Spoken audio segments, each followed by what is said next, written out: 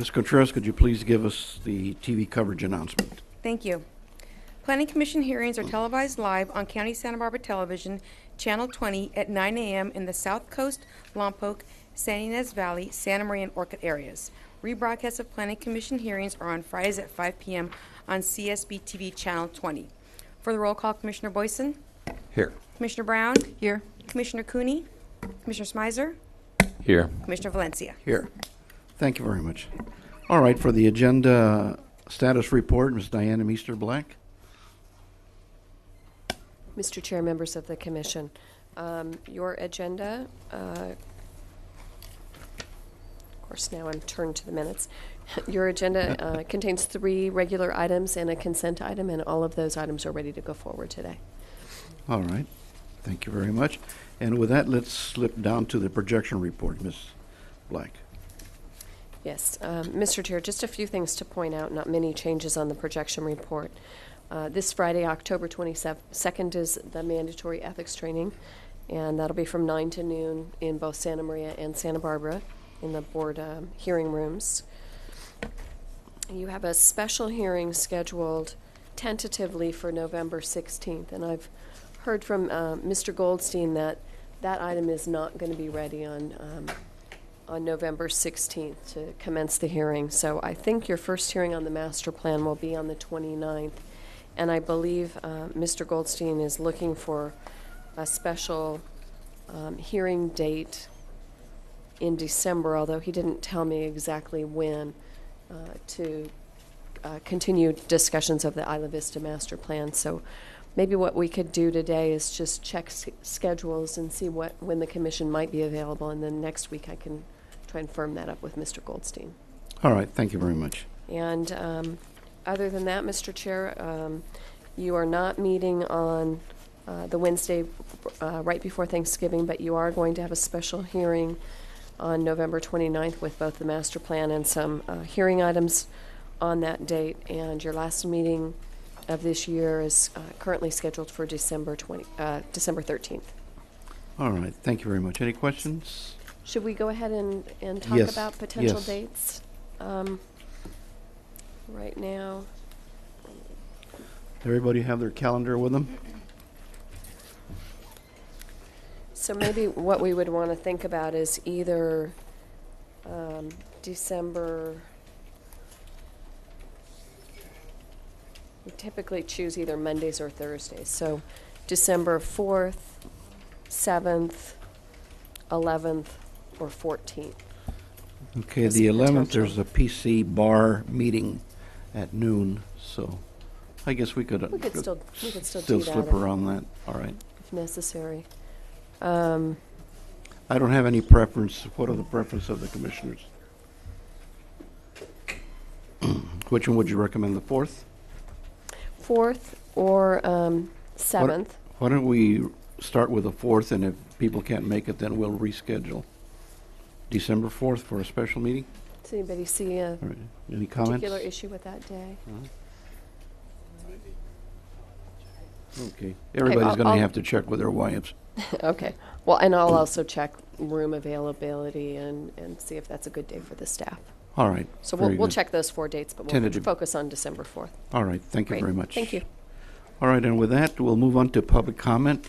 If there's anybody here who would like to speak on items not on today's agenda, I'll go through the...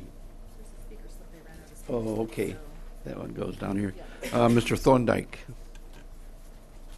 I'll call your names and...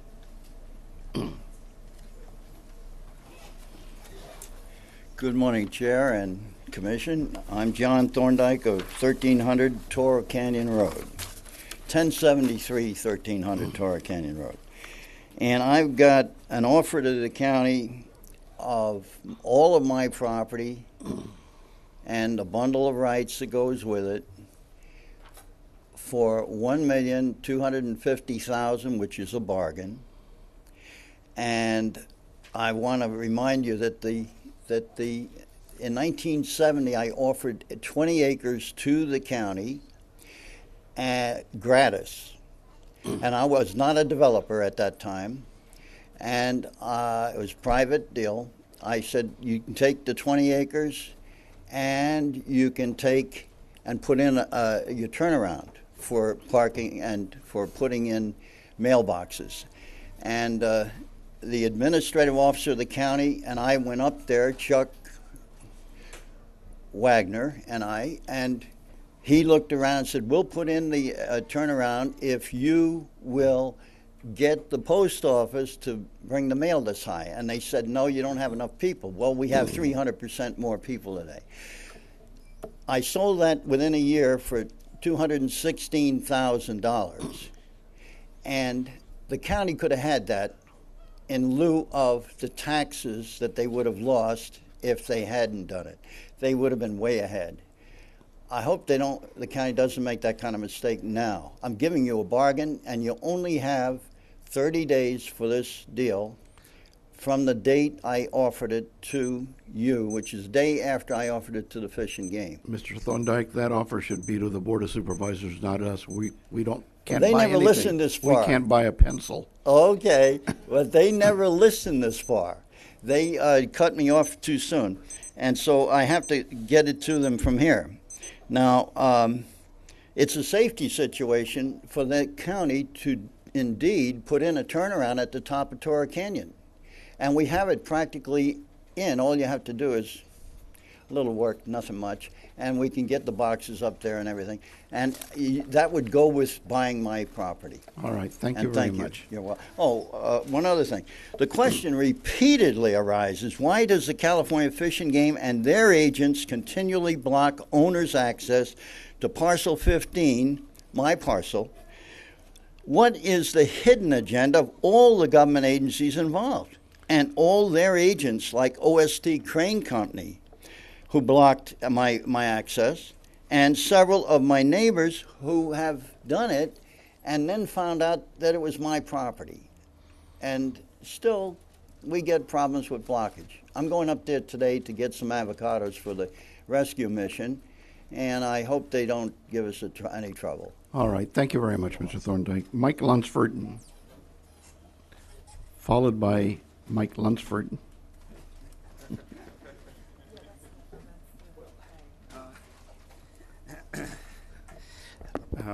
Mr. Chair and members of the Commission, I first come to you today in the public comment period to ask you to just be aware of some unintended consequences.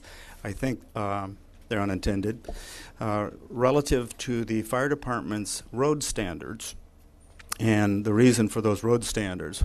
We faced and will be facing with the Moz property. Remember, we brought the Bean Blossom consensus plan to the board after a long discussion. Part of that discussion has to do with grading. Part of those issues are associated with roads and access roads.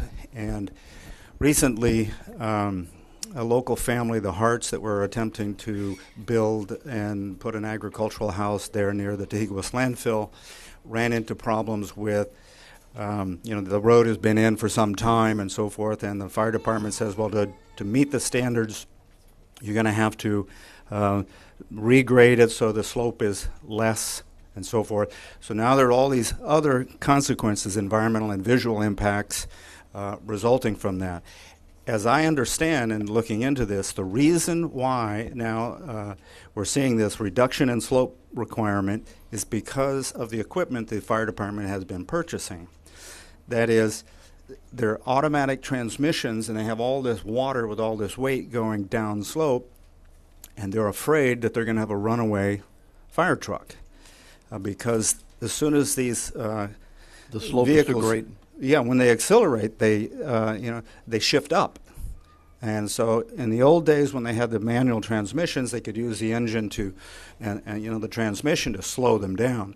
So moving to this different kind of equipment has this other unintended consequences of putting this burden on landowners and the environmental impacts and so forth. So I brought this to the attention of the CBAR, and I'm asking you to also consider that, look into whether or not there are other kinds of equipment that don't have these unintended consequences. Now, I don't know, should I start with my No, the other one is, we have to wait till it comes up Yeah. on the agenda, All right, thank you very much. but thank you. Bob Fields, were you speaking on number 8 also? No, on your ad hoc committee report. Is that number 8? Yes. Okay, so, anybody else? All right, thank you. Anybody else that wants to speak on something that's not on today's agenda? Seeing no one rise, we'll close that portion and come back to the Planning Commission. Planning Commission, any informational reports? Anybody has anything to report? I have one item over by, I've noticed over by Ellen Hancock College campus in the Lompoc area, there's a smell like H2S leakage of some sort, and it's been there for a couple of weeks. And I was wondering perhaps if APC D, is it D? Could go and take a look. It's kind of a rotten egg smell, and that's usually the smell of H2S, I believe. Right, it's about there's a big tank in that area, and so the smell has been there for 2 weeks. When you drive by, 50 miles an hour is just overpowering. All right. Anybody else have any other items? All right, and with that, we'll move on to Planning Commission Subcommittee Report on Agriculture Issues. And Commissioner Boyson? Thank you, Mr. Chair. I think Commissioner Cooney was going to start us out on this, or All am right. I wrong on that, Commissioner? And we have a report. The Vice Chairman is looking for his. Was that today? No. Oh, here it is. Outstanding report.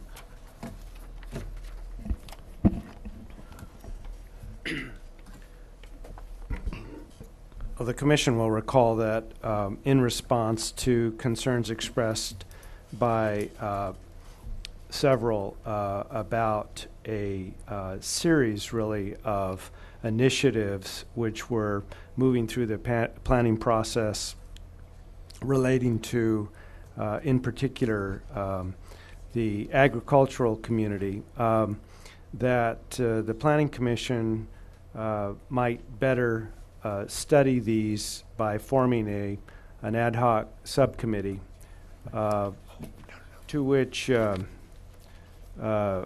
Commissioner Boyson and I were appointed, and we began with staff a series of meetings which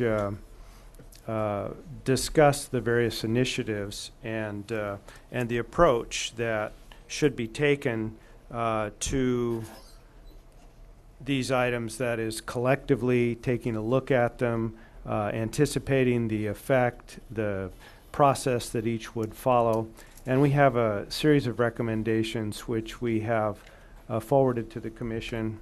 We believe it's been circulated publicly, but we'd like to at least highlight those recommendations for you at this time, and then, of course, allow the public an opportunity to reply. So Commissioner Boyson is prepared Sure. to go through those. And I think without repeating the entire staff report, if I could just highlight some of the issues as we saw them.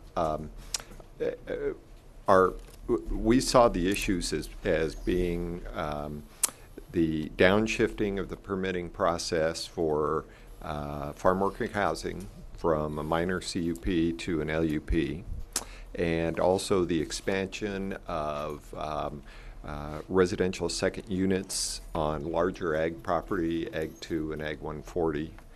And then the downshifting of the RSU permitting process on Ag 1 from a CUP to an LUP.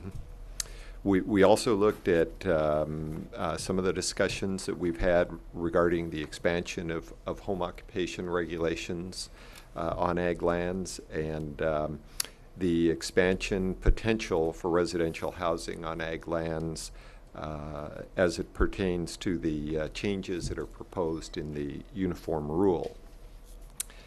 I think, first of all, the committee just, as far as home occupation, we really didn't feel the committee came to the conclusion that the home occupation regulations really didn't have relevance to ag housing, or at least its relevance to ag housing was not significant. But we did feel that the downshifting and expansion of farm worker housing and residential second unit opportunities, as well as the changes to the uniform rules, had the potential of having for cumulative impacts that may not be addressed through the independent processing of each of these units or each of these issues. And so, you know, our thought was, you know, how do we address that? And it just so happens, of course, that we're in the midst of starting the preparation for the environmental review of our housing element. And so, cutting to the chase, I guess, the subcommittee just felt that certain of these issues would be better off held off until the analysis of the cumulative effect of all of these things can be analyzed through the through the environmental impact report that's going to be prepared on the housing element. Basically, that was it in a nutshell. I don't know, Commissioner Cooney, do you have anything to add on that before we go to public comment? Just the recommendations themselves, I think it's worthwhile to indicate the conclusions we came to. We're happy to elaborate on the process through which we had the benefit of counsel of the best minds in the planning development department, and we're fortunate in being able to use the services of Ron Cortez as well from the CEO's office. And I think the overall feeling was that it's better to make sure the commission and eventually the Board of Supervisors has as much potential information as the basis for making decisions on these important initiatives. The one recommendation at the end that I think might not be obvious or that we haven't discussed in any detail is that there is value, in our view, to the ad hoc committee process. And to the extent that other issues might arise in the commission's purview over the next few months, we thought it would be beneficial for the committee to remain in place and be able to consider those additional issues as they arise, as well as further development of the ones that have already been presented. Now, that does not necessarily mean the same individuals from the commission would be a part of the committee, but we do see the process as beneficial. And I think as a last comment too, that if it's not obvious in the memo, I think it was obvious to everyone that participated in the subcommittee meeting that yes, there was a disconnect, and that the public process in the county of Santa Barbara brought that disconnect to the attention. And whether that disconnect was because of changes to our process over the past year or two, or whether that would have happened regardless, I don't know. But I think all of us on the subcommittee felt that the response from the people and the public of the county of Santa Barbara that keeps a close eye on everything that's going on around here made sure that this disconnect didn't go any farther than it did. And I think we've come, I'm hoping that we've come, and we'll know through the public comments hopefully today, I'm hoping that we've come to the proper solution on this, and that we have provided an avenue that will be able to go forward with complete transparency in a public process and be able to provide us with the information to come to the proper conclusions when we do make decisions on these very important changes. Thank you. Commissioner Brown. Mr. Chair, do you want us to hold our Yes. questions until after public comment? If you would, that would be fine. All right, fine, thank you. All right, and then we'll allow the people to come and speak. All right, Cameron Benson, open the public hearing on this item. Cameron Benson. I'd like to ask you to limit your comments to 3 minutes, please. Thank you, Mr. Chair. My name is Cameron Benson. I'm the Executive Director of the Environmental Defense Center. I want to thank all of the commissioners for your interest in this issue, and particularly thank the members of the subcommittee for the additional time spent and for looking into these issues further. However, with all due respect to the subcommittee members, I think the scope of the analysis was too narrow. The subcommittee chose to look at only residential development on agricultural lands when the issue is much broader and includes significant proposals for commercial and industrial development as well. And a few weeks ago, the Commission heard a report on the uniform rules changes, which included some of that commercial and industrial development. What was not told to the Commission during that presentation was that the EIR found 5 Class 1 impacts to agriculture, to air quality, to traffic and circulation, and to groundwater resources and visual resources as well. Class 1 impacts are significant, unavoidable, unmitigable impacts. So there is a significant amount of development on ag lands in addition to the housing. Regarding the specific recommendations from the subcommittee, the Environmental Defense Center supports recommendation number 1. We believe that state law requires the county to perform environmental review of the proposed permit downshifting, since the cumulative impact of the increased development will have a significant adverse impact on the environment. EDC supports recommendation number 2 as well. Again, this analysis is required by law. However, the county is also required to analyze the impacts of the downshifting proposed in the housing element as part of the Uniform Rules EIR, and they must do that before that EIR can be certified or the uniform rules are changed. EDC also supports recommendation number 3 with the addition that the Commission and the Board of Supervisors refrain from implementing any changes to ag land use rules until the impacts are appropriately analyzed and the interrelationship of the various county projects is better understood. And lastly, EDC supports recommendation number 4, but I want to note that one of the emerging issues that the subcommittee indicated it would watch in the future was actually at the Board of Supervisors for final decision yesterday, and that was the 661 zoning. So some of these emerging issues have already passed us by, and I think that's part of the problem, and I appreciate the acknowledgement of a lot going on and not everybody understanding exactly what is going on. And with that, I'll conclude, and again, thank you for your work and attention to this matter. Thank you, Mr. Benson. Kalen Kelly.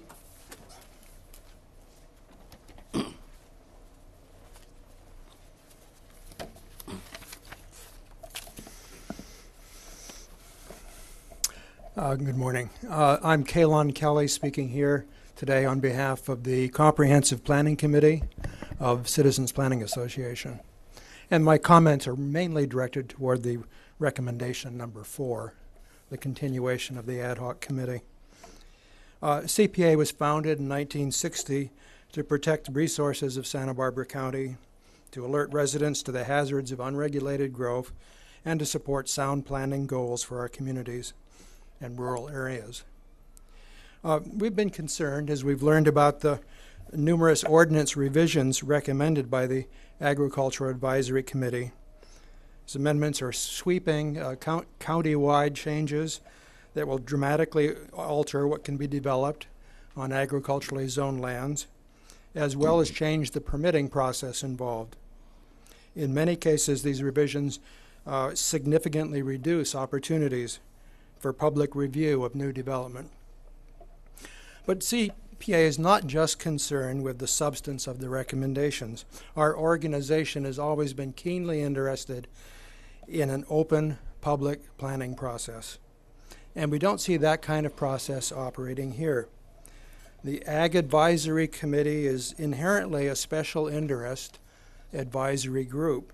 Its members have a conflict of interest when recommending public policy for ag zone land. And their advocacy needs to be balanced by hearing from other residents, property owners, public and private agencies.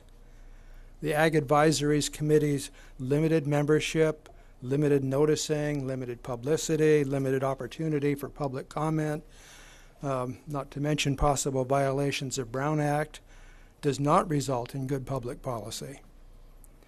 We urge you to carefully consider whether any of the committee's recommendations were developed in a sufficiently open process to warrant further considerations that might impact initiatives that have gone through truly public processes. And I'll just cite one example.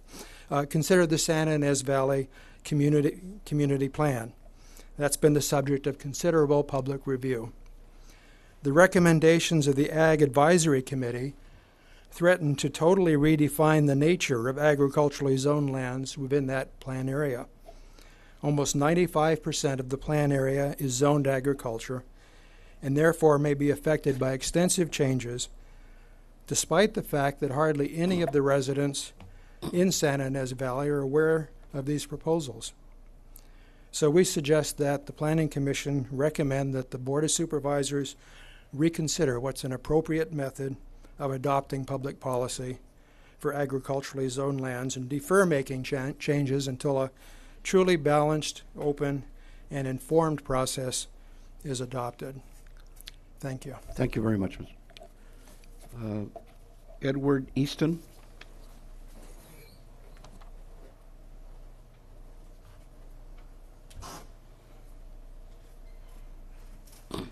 Followed by Mike Lunsford. Mr. Chair, members of the Commission, I speak today as chairman of the local group of the Sierra Club, and as a planner, and as a future Planning Commission member for the city of Goleta. No, I can't speak as that yet because I'm not that yet. The Sierra Club is concerned about agriculture in Santa Barbara County over the long term. That's about the only thing they've taught me, they've told me about being a planning commissioner is we have to look at the long term, not the short term. And the long term for agriculture in Santa Barbara doesn't seem to include some of the changes that have been recommended in this hearing. The process seems to me to be somewhat flawed of making changes to agricultural land use in a totally different context than one would normally do it.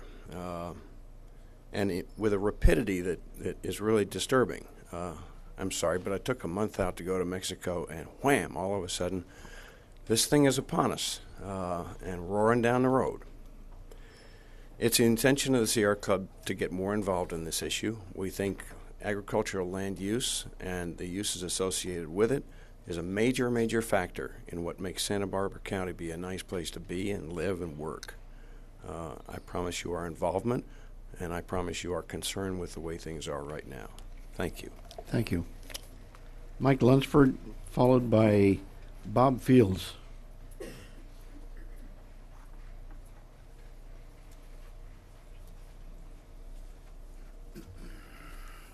Thank you, Mr. Chair, members of the Commission.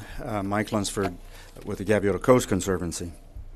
I'd like to start with a point of clarification about the home occupancy matter that was mentioned in the briefing, and I'm not sure I understood that perfectly, but I want to just get clarification that under the recommendations of the AAC, there's unlimited or unrestricted home occupancy for the increased housing that they're proposing. Okay. Now maybe that's something that didn't come across. We'll try to answer that question after you're done. What's that? We'll try to answer that question after you're done. Okay. So what that does, in effect, is turn what was intended to be ag housing, farm worker housing, into rental housing. So it's not something that we should miss. I have to echo the comments of the other speakers previous, and if you can just sort of ditto that, it'll shorten my presentation. I'm most concerned with a process that allows an industry advocacy group to make recommendations on policy. Okay. Now, I don't know, but if the state has regulations on how advisory committees are supposed to be operated, what limits, what kind of Brown Act issues there are. We believe there may be some of those, but the subcommittee report is good to as far as it goes, but really didn't deal with the process issue. And so I think some attention really needs to be paid. Our big concern is the process. And so we need to go back, take a look at that process. Is it appropriate?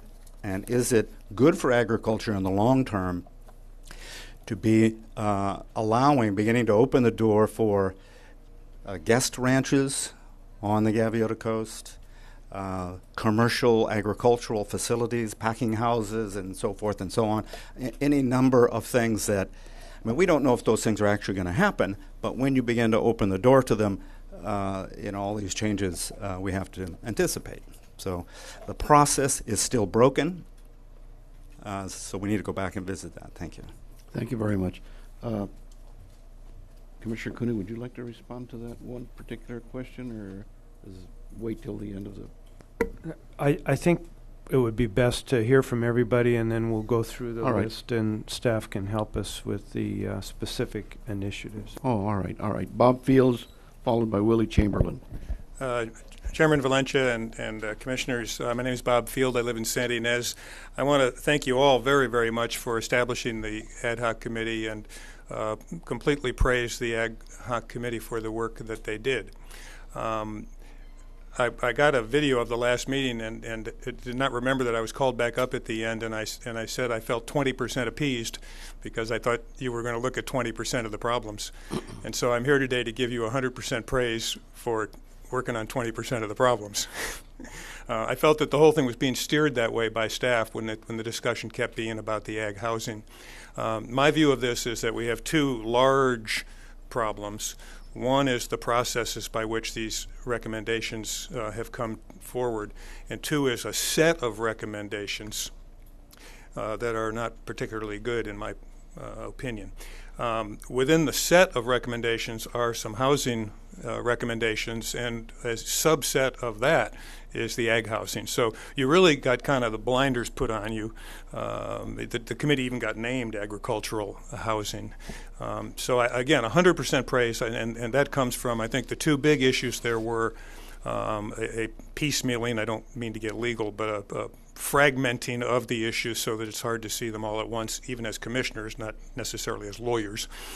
And two, that there's a pace problem here, that these things are rolling through at a pace that makes it really hard to understand them. And your recommendations went to both of those. And so, again, 100% praise for what you did work on.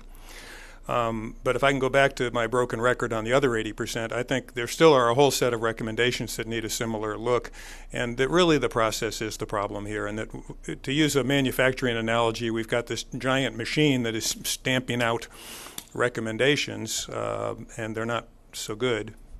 And that the answer here has been to, well, let's pick up each one and send it off to rework. And the machine is still spitting out and can be predicted to spit out defective parts until you fix the machine.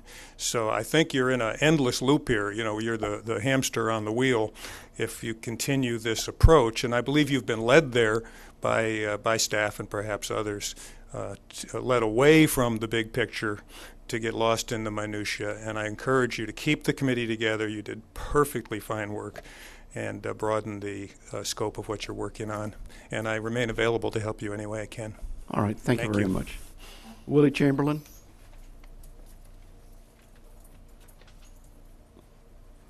Thank you, Mr. Chair, members of the Commission. I am Willie Chamberlain from Los Olivos.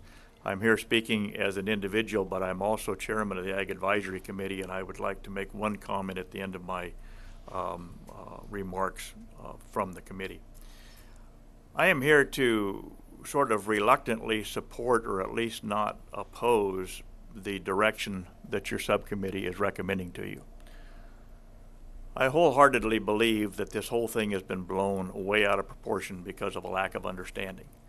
And with that lack of understanding comes fear, and so perhaps this is the best way to go. I do not believe that any of these issues, and even taken together, rise to the level of an environmental impact report. Certainly the state law requires environmental review, but that need not be an environmental impact report. However, since you're going this route, I really request that, number one, the project description for each of these issues going into the EIR be very, very specifically written and specifically understood. Number two, that during the analysis that you recommend that a practical approach, a realism approach be taken that makes sure that as you're studying impacts, all rules and regulations that involve these changes are looked at. Because all of a sudden there's not going to be 5 agricultural employee homes on every parcel. There's lots of rules and regulations that go into place and are still there as to whether a person is entitled to those units or not. And to make sure that the environmental review takes into account what has happened and why, and what this will actually do that will decrease permit requirements, but not decrease the requirements themselves that actually are involved as to whether one can move forward. So I think things have really been taken out of context, but since this is happening, I really encourage that it be done in a very realistic way. Now, speaking as the chairman of the Ag Advisory Committee, I would like to set the record straight, please, that the only recommendation that stemmed from the Ag Advisory Committee happened to deal with the uniform rules.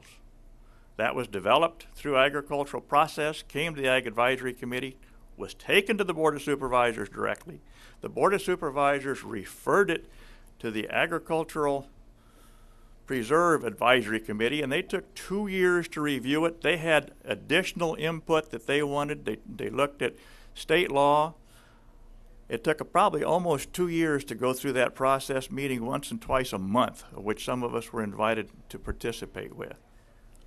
Now, the other suggestions, recommendations of the Ag Advisory Committee did not start with the Ag Advisory Committee. They came from a process that the Board of Supervisors asked the Planning Department to do. The Planning Department has come to us many times with several different ideas to ask our input on. We've had a good interplay of exchange of ideas, information, what the impacts are or could be. And from that, the P&D has brought forth sets of recommendations for the Planning Commission. And yet the public thinks they all started from the Ag Advisory Committee, and nothing could be further from the truth. So anyway, I hope this is all put into perspective. I'm here and can answer questions as time goes on if there's anything that you'd like to know coming from the Ag Advisory Committee. Thank you. All right, thank you very much. Anybody else? Mr. Chair, could I ask? Mr. Chamberlain, we have a question for you. Thank you. Mr. Chamberlain, you made a statement that you said that all rules and regulations should be looked at. And I presume that that's in the context of an EIR, which was your following statement. But and then you made an earlier statement that you said that you didn't feel that an EIR was necessary. So I'm a little bit confused about how you think that these should be looked at if they're not looked at in an EIR. Well, I do believe, and thank you, Commissioner Brown, for your question, and I also thank you, Commissioner Brown, for coming to our Ag Advisory Committee meetings very regularly. I appreciate that. My suggestion is, of course, that any change of regulation requires some type of environmental review to determine what level of review it will take, whether it's an ND, whether it's an EIR, mitigated ND, whatever happens. And so certainly any change in regulation, I think, has to go through that basic review. I don't know that, in my opinion, I don't think either one of them, and even taking them together, elevates them to the level of an EIR, frankly. But I think with all of the public confusion that's out there, this is probably a reasonable thing to do. So I'm not opposing it. And hopefully we can get your understanding and the public's understanding as we move forward. It's certainly not my intention, nor is it the intention of the Ag Advisory Committee, to move things forward in a way that the public does not understand. So this process could be very helpful. I hope I've answered your question.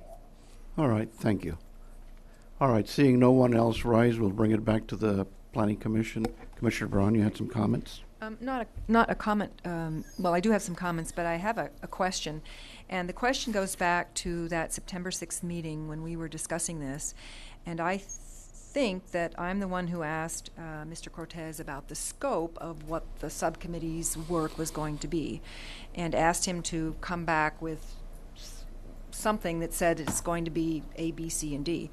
While I appreciate what the subcommittee has done, and I hear this in the public comment, that it seems to have focused only on housing when I think that there were other issues that the commission wanted to look at. And Mr. Cortez, perhaps you gave something to the subcommittee, but because we never saw anything, so was the subcommittee only directed on housing? I guess there's some confusion in my mind, because I left that meeting thinking one thing was going to happen, and I've come back and something else different has happened, and only a piece of it. But I think there are some broader issues, and I think Mr. Chamberlain did identify that there are some other all rules and regulations need to be looked at as he described. So there's a multiple of questions, and I think one for you, Mr. Cortez, and perhaps right, also for Mr. Cooney. Thank you. Before you respond to Mr. Cortez, Commissioner Cooney. Maybe I could just respond to that initial question. I do believe that our focus was relatively narrow, and that was by choice. We actually were very concerned that a tremendous amount of work not be done in the subcommittee context without the opportunity for the public to keep up, as well as the rest of the commission, with what we were doing. So this isn't, as our fourth recommendation indicates, this isn't necessarily the end of the subcommittee's work, but it was focused on housing issues. And very quickly we were driven to the conclusion that the opportunity was right in front of us to look at the EIR about to be scoped for the housing element of the county's general plan. And wouldn't this be a good time to roll in all of the initiatives which pertained to agricultural housing? And so we identified those, and the purpose, at least of the meetings we've had to date, has been to recommend to the commission that we take advantage of the housing element EIR process to get more information on the impact, the potential impact of all of these housing issues. We made no statement that there aren't other initiatives that the commission shouldn't consider, either in the subcommittee or as a committee of the whole, whatever, and certainly are prepared to pursue that. But up to now, it has been housing focused, and it is our recommendation that we take advantage of the housing element EIR to look at all of those housing related issues. Thank you. Commissioner Boyson. Well, and I was just going to add to that obviously in a couple of weeks, what is really the length of time that we looked at this thing, we're obviously not going to fix a process that has transpired over decades and decades. I mean, I can speak from the development community that, believe me, we feel that there are, when I was in the development community, there was a definite feeling that there were plenty of things that were broken in the system and the process that needed to be looked at. One of the things, though, that we did discuss at each of our meetings, at each of the two meetings that did come up, was that there are safeguards in this process. The safeguards are the Bob Fields and the Ed Eastons and the Mike Lunsfords of the world and the Cameron Bensons and the Willie Chamberlains of the world, that when we start going down an incorrect path, there are plenty of people in the county of Santa Barbara that are willing to raise up their hand and tell us that we need to steer this in a different direction. Now, does that mean that we don't need to tweak the process? absolutely not, but it certainly should give, I think, everyone comfort that there are interested people. There, the Cecilia Browns of the world and the Kaylin Kellys of the world, that they're going to make sure that that their voice is heard, and we provide that forum. So and again, I think, yeah, we did take a pretty narrow approach on this. We looked at the ag housing issues and what those ramifications are going to be, and I think we came to a real good solution as to going forward on that. And I think that our last recommendation that some form of an ad hoc committee remain in place from the Planning Commission to look at these overall processes and to look at the commercial and industrial, the effects of commercial and industrial expansion on our ag lands and this sort of thing as we go through this process is appropriate. So, and Mr. Cortez, I don't know if you want to add any. Mr. Cortez? Chairman Valencia, members of the Commission, I would like to, first of all, thank all the ad hoc committee members for their time. And in our meetings, we did have a discussion about a number of the other items that have been brought forth to the Commission. For example, the home occupation. And the one of the reasonings, my recollection at least, for the continuance of the ad hoc committee is that staff would continue to bring these items forward to the ad hoc committee and that there'd be discussion on those, in particular about process, so that these issues that as there are a number of them that have been discussed, is that those would be brought forward to the ad hoc committee and that there be some consideration given on to how they fit together and how that the process would be developed so that everyone can keep involved. I think one of the things I heard from the ad hoc committee is the concern that we want to make sure that the community can keep up with the actual content and substance of these proposed changes, and that there be adequate noticing and preparation and advance notice of these proposed changes that were being made. I specifically remember at least one commissioner mentioning that that's important to make sure that that people don't have to watch the agenda every single week to see a new change that's going to be brought forward, but that they be brought forward in a comprehensive way. And so, and I think the agreement was made, and at least understanding from staff, is that we wouldn't be bringing forward these items piecemeal in the future, and that they'd all be brought forth in some type of package to the ad hoc committee, and we discuss what kind of appropriate public process would take place. In the testimony by the speakers, there were a couple of charges. One, that there was violation of the Brown Act, and two, that the scope was very narrow and it didn't look at issues like industrial and commercial. Are those germane to the scope of the problem? Commissioner Valencia, members of the Commission, I think what I heard in the violations or proposed or alleged violations of the Brown were not of this ad hoc committee. I think they were in regards to another committee, so that's not one that would be addressed here. But I think that my understanding is the continuance of the ad hoc committee was that there was a recognition that there are a number of things going on in agriculture in addition to housing, and that the ad hoc committee would be the main source in which staff could bring these items forward to make sure that no one is surprised by any proposed changes, and to make sure that there's an appropriate public process that's taking place so people can be involved and make their and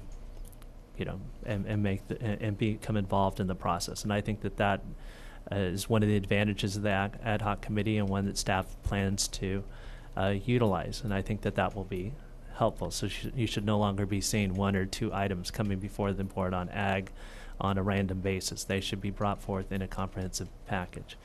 And my second question was the commercial and industrial aspect of this. Is that germane to the issue of this ad hoc committee?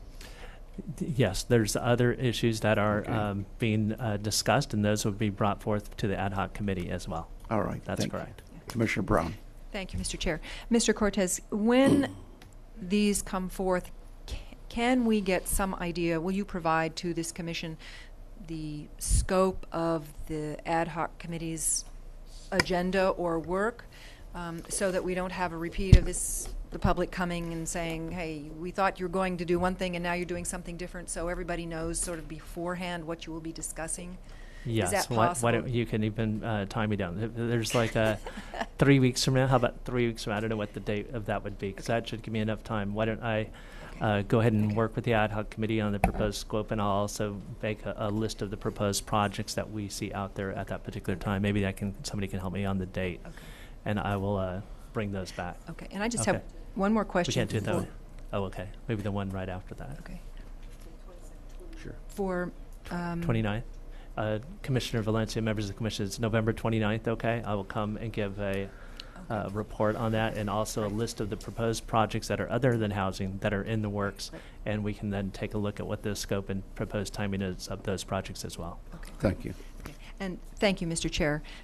Just one last question for Commissioner Cooney, and I guess also for Mr. Cortez, that in considering that the housing element EIR is going to look at housing issues, I'm just wondering, because there are many other issues about development on ag, that, and there may be some document coming down the line, but how does one capture this sense of this, all this development and all these proposals that have been put forth, and how it impacts housing? Because I think it's really the sum is greater than all these pieces that we're seeing, and I just think the housing element's going to say, oh, we've just got housing, and it's not going to sort of broaden the scope and look at these other issues that in fact may impact housing, or it may not, I don't know.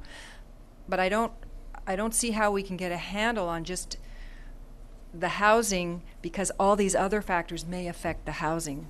You have to really sort of do a broader analysis of all these other issues than just, RSUs and things like that go into the housing element. Does that make any sense? Because I sort of heard that, I think, from the community, that there were, one will affect another. So We have a lot of people that want to respond, and yesterday Supervisor Carl Bahal had the same type of question.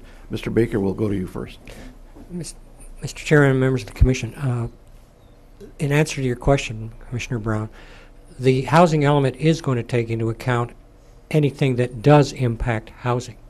So they know, and I will just throw in right now, is that I've talked with Bill Gillette and also with John McInnes, and that there is nothing that's going to happen with any agricultural lands without the three of us talking about those, so that we make sure that there is a coordination of any activities, and those activities that Ron's talking about bringing forward in a scope will be brought back to the Commission, so that, or the ad hoc group, whatever you may assemble as that ad hoc group.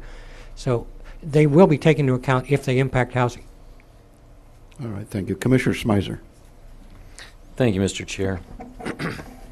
First, I want to thank the ad hoc committee for looking at this issue and for meeting with staff. I think you did an excellent job in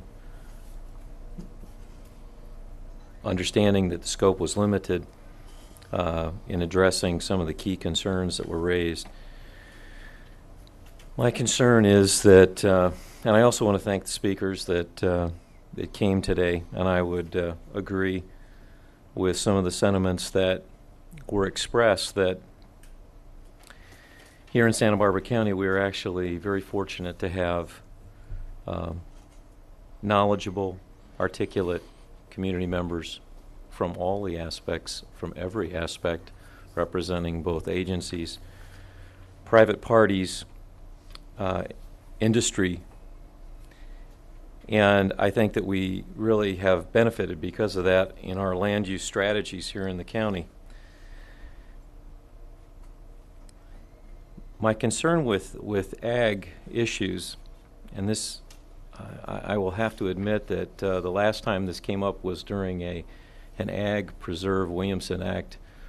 Not my finest hour here on the dais, and the reason why it wasn't my finest hour was because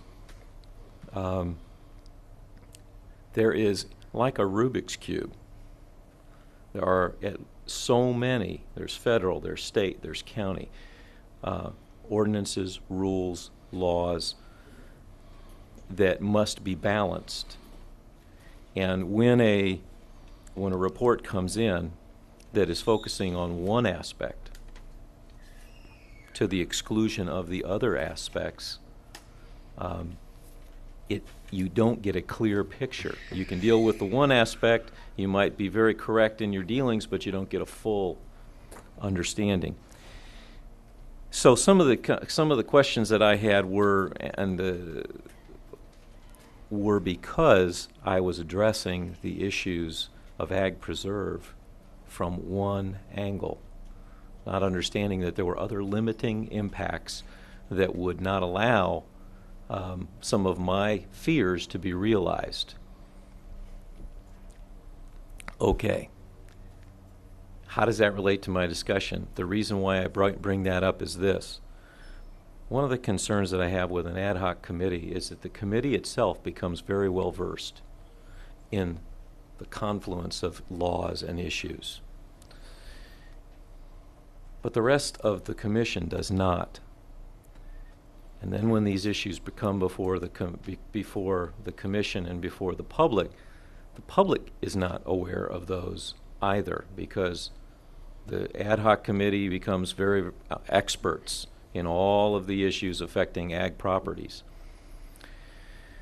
I think we're still going to have misunderstandings if we're starting from where the ad hoc committee starts, which will be from a position of understanding and knowledge, and the community is not starting from that position, and the rest of the commission is not starting from that position. I anticipate problems, and suspicions and worries and doubts, and why didn't we discuss this issue? Well, it was the reason why we didn't discuss it is because it was canceled out by another rule that's a state law or that's a federal law, and therefore we didn't need to discuss that. Well, unfortunately or fortunately, we all want to discuss those issues because we need to come to the same level of understanding in order to make good land use policy.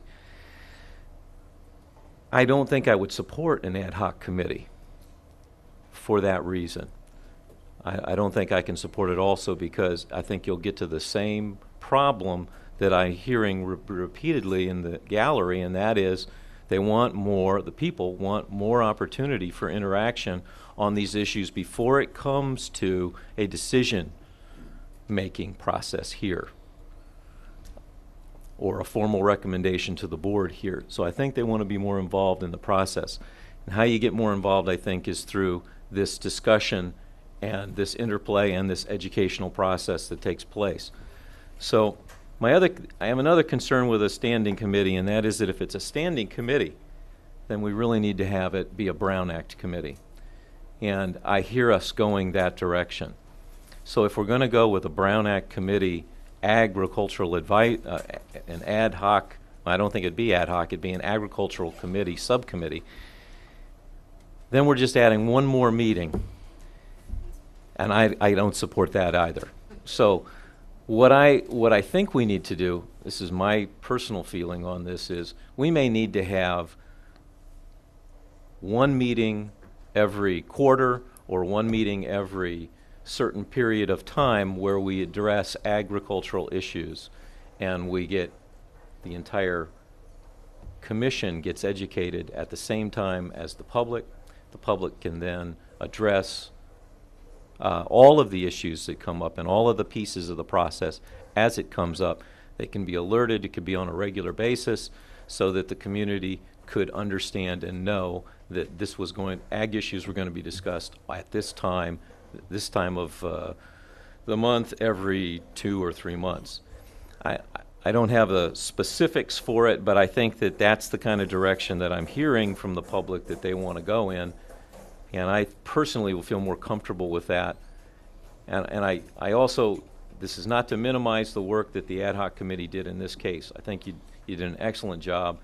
And I think that staff did an excellent job in responding to this, and I'd echo all of the praise that you've already received. But if we're going to move forward from here, I think we have to be sensitive to those that are asking for a more public process. Commissioner Smyser, I think what you're asking for is workshop meetings where everybody can contribute and learn at the same time. All right, Commissioner Cooney?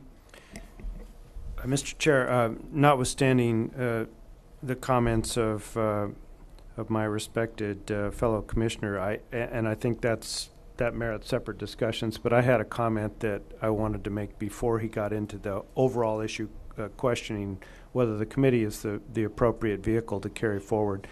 And that is, with regard to the uniform rules, the uniform rules review that this commission had was basically a briefing from staff on the uniform rules. And as council made clear to us, the Planning Commission was not the appropriate legal vehicle to review the uniform rules for agricultural preserve properties and the changes to those. Those were going directly from the Ag Preserve Advisory Committee to the Board of Supervisors. I think there's a hearing date set sometime in December. And the subcommittee addressed the housing impacts of those rules as they are presently drawn. And it was our feeling that, notwithstanding that the commission has no direct role in that process, that we could recommend to the commission that the housing impacts be treated in the housing element EIR as part of the cumulative impact, so that when all the initiatives are considered in one place with regard to the potential for additional housing on agricultural parcels, which, as everyone notes, is a very significant part of our land in Santa Barbara County, the Ag Preserve Uniform Rules changes would be rolled into that. Now, there's an issue of whether the Ag Uniform Rules should be adopted prior to the opportunity for the environmental review and the cumulative environmental review to take place. That's not our decision. That's a decision of the Board of Supervisors, and encourage everybody to be vigilant about their discussion on that issue. But except for those uniform rules, we really wanted to take those issues that directly affected ag housing, bring them to this commission now with the idea that, and really if you distill our effort down to one sentence, it's basically let's don't adopt anything or even review it until we have environmental study for all of us to look at. So in this context, at least, I don't think there's been any threat whatever to the public process, because we reached the same conclusion that that I think anyone in the audience would reach, that it just makes sense to look at all these things together from an environmental standpoint. Thank you, Commissioner Cooney. Commissioner Boyson. Well, and I think, I don't know whether, Commissioner Cooney, if you wanted to address the ad hoc committee, I think from our standpoint, we honestly felt the ad hoc committee was going to stay in existence through the housing element, and that therefore it is a true ad hoc committee. It is not an agricultural subcommittee or an agricultural committee appointed by the Board of Supervisors or anyone else. And basically the only thing that the ad hoc committee would be doing is to looking at these specific issues. So and I'm not a lawyer, I don't even try and play one on TV, and maybe counsel can help us with that definition. But I just want to make sure, I hear a lot of comments here. I know that Commissioner Brown is extremely concerned about whether or not all of the commercial industrialization of ag land has been looked into this, and that the sum is equal to more than the addition of the parts and things. But I do want to make sure that everybody understands that it is the policy of the County of Santa Barbara to support agriculture operations, and that I, for one, am not going to allow us to use the environmental process to turn our ag lands into open space, and that we reduce our farmers' abilities to make a living. We certainly need to know the impacts, but we also need to allow agriculture to survive and flourish, and we've got to keep that in mind as we go through this too. So I don't want to be the other side of the pendulum. I'm sure that I've provoked a lot of comments, and I'm sorry. And I may not be here next week, but whatever. Commissioner Brown.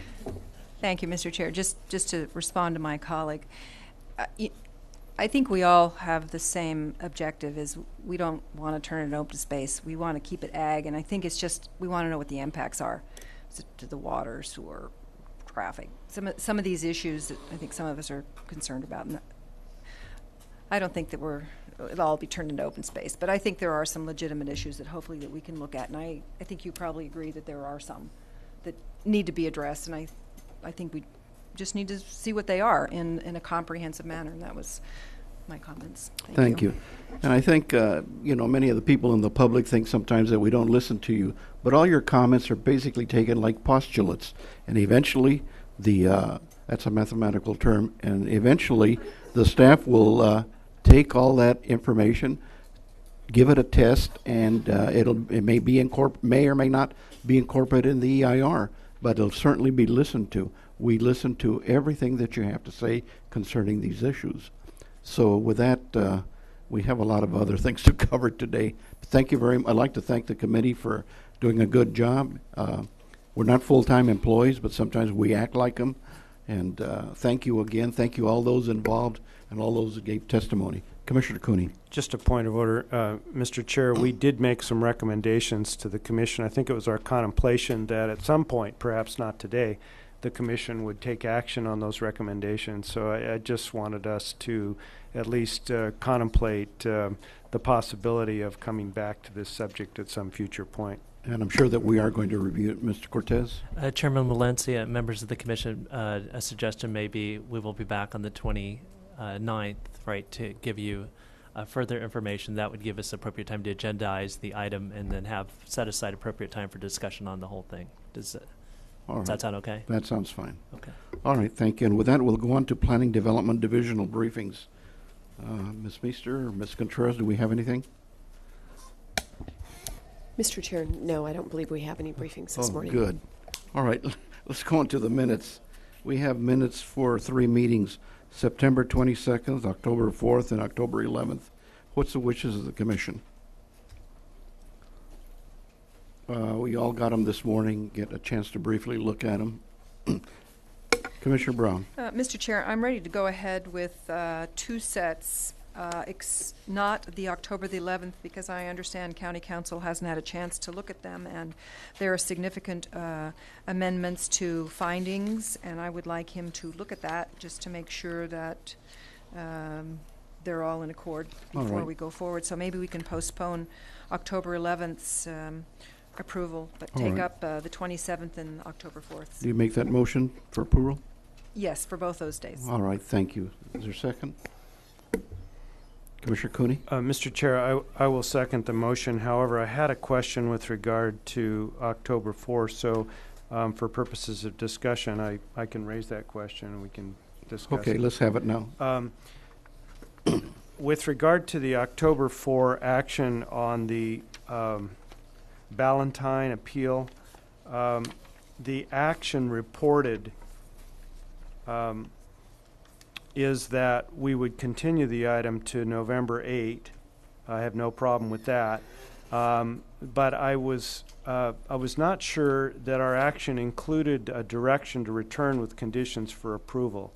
My recollection was that we had a conceptual vote, which was item number 1, and that we asked staff to review subsequent submissions by the applicant with regard to moving the location of the residence. But that sounded different to me and felt different than returning with conditions for approval, which would simply be I don't want to foreclose the opportunity to review the changes to see if the objectives that the majority felt were being achieved were in fact achieved. So if others felt that that was the direction the majority gave to the staff, I'm fine, but I thought it was more continue the item to November 8 for further consideration. Well, my recollection is that we said this would work if you move the building back so many feet, I think, and lower it down so as much can't be seen from the highway. And if you do those things, you apparently have a project. Commissioner Boyson. Well, I think what we're really saying is that our recommendation, the direction to staff, was to return with the revised project. And conceptually just means that looks like you're on the right track, but we may change our minds. So that, I don't know, Commissioner Cooney, if that would be satisfactory to you, but if we change the wording, instead of return with conditions of approval, return with revised project? I'd be happy with that. I'd be happy with less language, even if we just said to return for further review. Anything that indicates there's an opportunity for the commission to consider the revised project that we heard a preview of, but really didn't get any detail about, nor did staff at the time of the prior hearing. All right, fine. Commissioner Boyson, you have another comment? No. All right, thank you. And you can make that change. All right, could you call the roll, please? Commissioner Boyson? Aye. Commissioner Brown? Aye. Commissioner Cooney? Aye. Commissioner Smizer? Aye. Commissioner Valencia? Aye. Vote carries 5-0. All right, we approve those two. And Director's report of the Board of Supervisors summary, number 11 will be continued. Mr. Baker.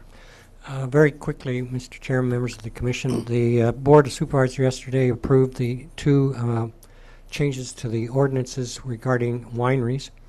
There were no additional housing pieces concluded in those issues.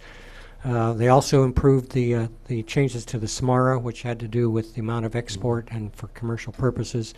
Again, had nothing to do with additional housing in the county. So those three items were approved by the Board of Supervisors. All right, thank you very much. Any questions? Commissioner Boyson. Mr. Baker, I think one of the speakers during our housing element mentioned the changes to 661 that were approved by, was that the winery? Is that strictly the winery? Yes. There wasn't anything else, 200. was there? That's that correct. I missed? Okay. It was to bring them into the agricultural division or rules instead of 661 in terms of that condition for their wineries. All right, and before we get into the consent calendar, let's take a short break. It's been a long.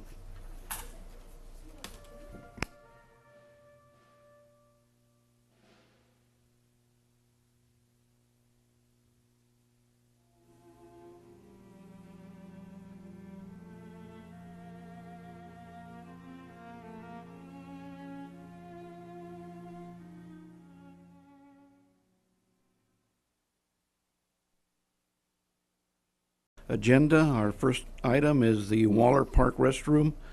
Ms. Contreras, could you please read that into the record? Thank you.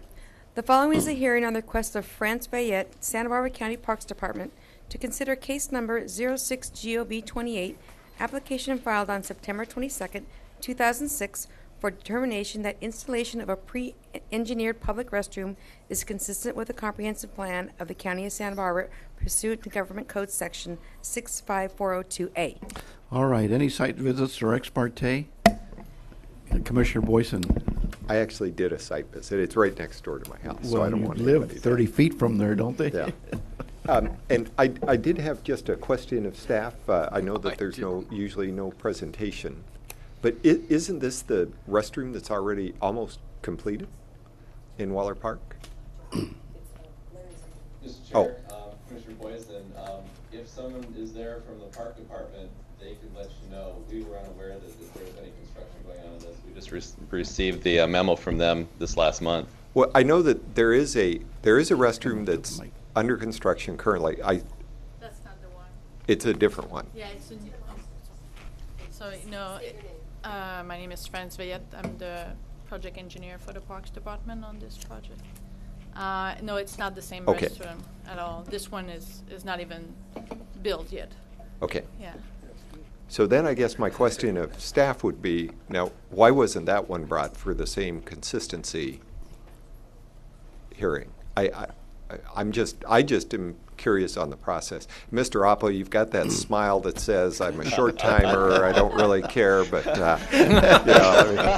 I'm sorry. Mr. Chair, Commissioner Boyson, again, we will process any 65402 that's put in front of us, and if they'd like to bring that restroom for processing, we'd be happy to do that as well. No, and I don't even know that they need to be. I just don't understand the process. I mean, I see one that's almost completed under construction, and then now we're... County buildings do require this process, so we'd be happy to do that one after the fact. Okay. And all right. Thank you. Please stay there, Mr. Pell. Mr. Smizer, Commissioner Smizer. All I wanted to say was that I had done a site visit And I drove past, and I didn't charge mileage, by the way, and I don't plan on charging mileage. All right, thank you. And before we follow on, Mr. Appel, you're leaving us. You're going to El Dorado County. Is that correct? That's right. Yeah, Friday will be my last day. Well, I want to tell you on behalf of all the people that I've served with, everybody's had nice things to say about you. We're going to miss you. We wish you the best for you and your family. And if ever a chance, come back and visit us and stay with us. Thank you. I understand it's a great place to live around here. Commissioner Cooney. Larry, thank you, along with all the people who have had the opportunity of working with you over the years that you've given to Santa Barbara County. I can remember many hours of time we spent together talking about the Casmalia waste disposal site, and I have to say I learned an awful lot from you about that, and I know you learned a lot from me, but it was a growing experience for both of us, and I just wish you well, and the citizens of El Dorado County are very fortunate to be getting your services at this stage in your career. Thank you. Commissioner Boyson. And I just want to echo the rest of the commissioners. I, like Commissioner Cooney, knew Mr. Apple from both sides of the bench, the table, going back some 17, 18 years when I processed my first development through the county of Santa Barbara. And Mr. Apple was very good to show me the ropes. I'm not sure that I enjoyed it at the time, but it was certainly an education. We are kinder and gentler now, aren't we? Very, very much so. But good luck in your new job, and I know this isn't goodbye. I know that we'll be seeing you, and I know you'll do a great job up there, Larry. Thank you. Thank you. Commissioner Smizer.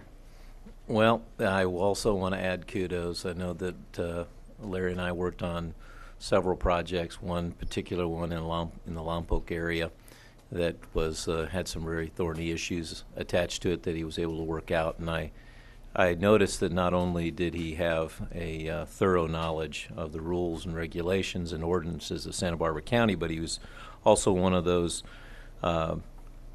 people managers that can think creatively and come up with solutions that were both beneficial to the citizens of Santa Barbara, but also helped those people that are trying to realize their dreams in terms of development as well. So he's a rare individual, and he will be sorely missed.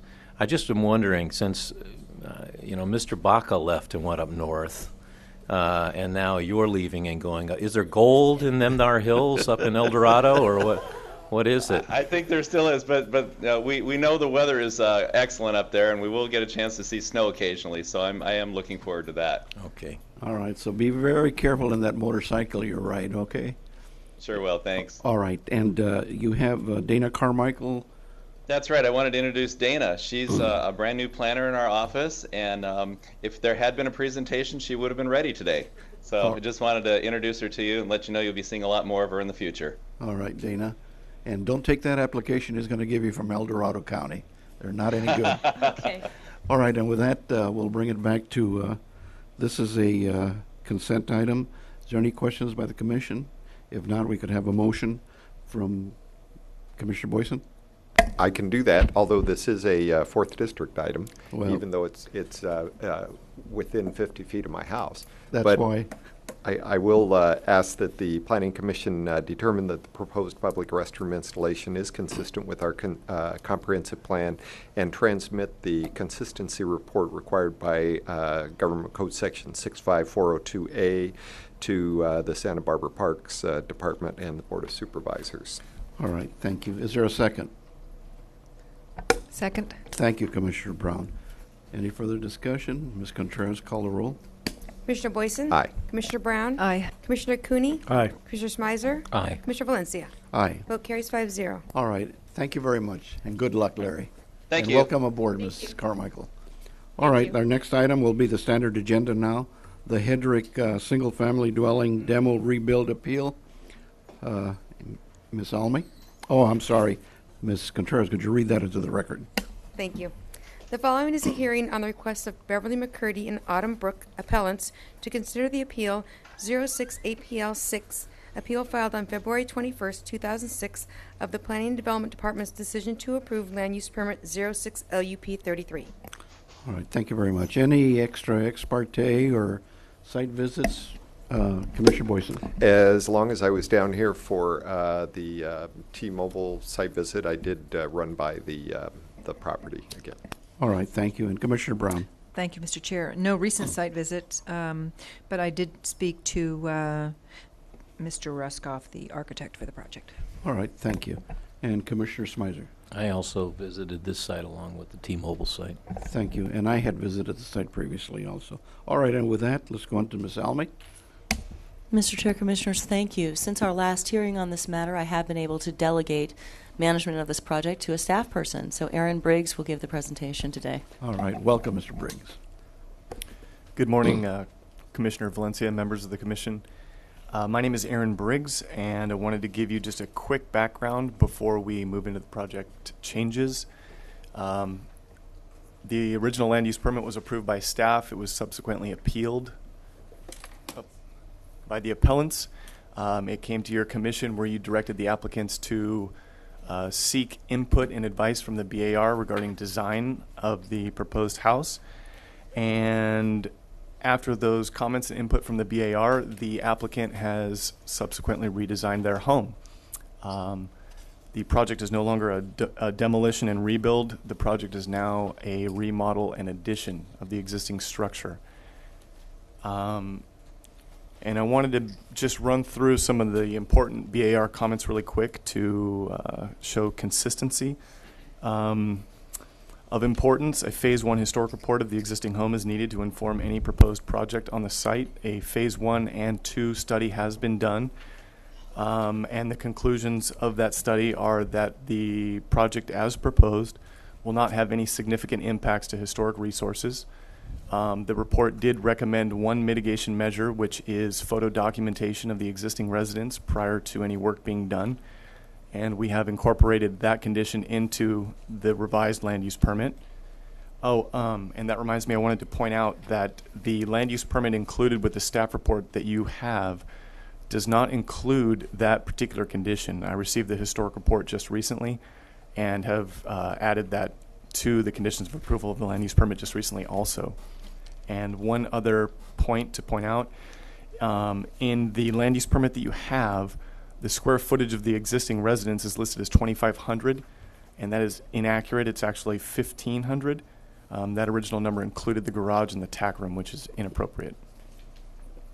Moving back into the BAR comments, design elements characteristic of the existing development in the neighborhood should be incorporated into the project, including a restraint in style and minimal street presence.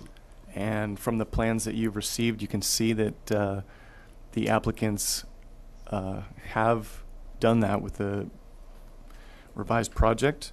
Again, the project is too bulky from the street, reaching out to the setback line straight up 2 stories to its roof line. The scale of the house is too massive for the neighborhood, regardless of the example of 2-story home to the immediate north of the project site. The second story may not be appropriate. The applicants have since removed the second story element from the project, and it is now a single-story residence which extends back into the lot exactly as the BAR had requested. In respect to style, strong recommendation to work with the existing home, designing additions to extend back into the lot. And from looking at the plans, you can see that they've done that as well. We do have a landscape plan that we received this morning, and I distributed copies to you. I also have a slide if you wanted to look at it. We'd like that. Okay.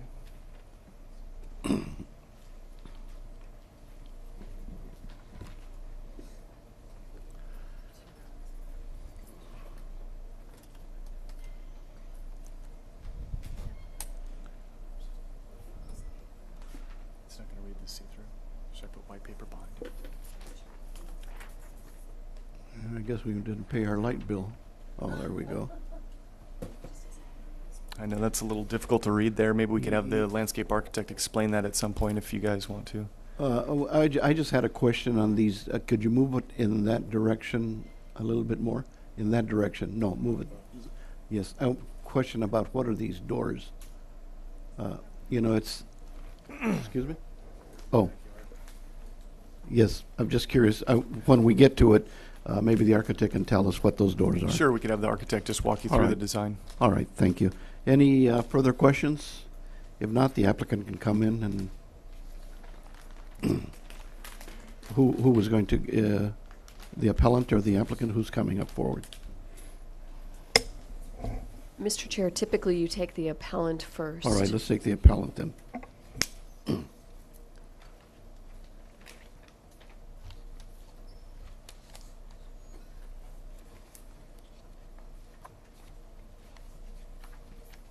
Yeah, well, I saw it, yeah, but what are those doors?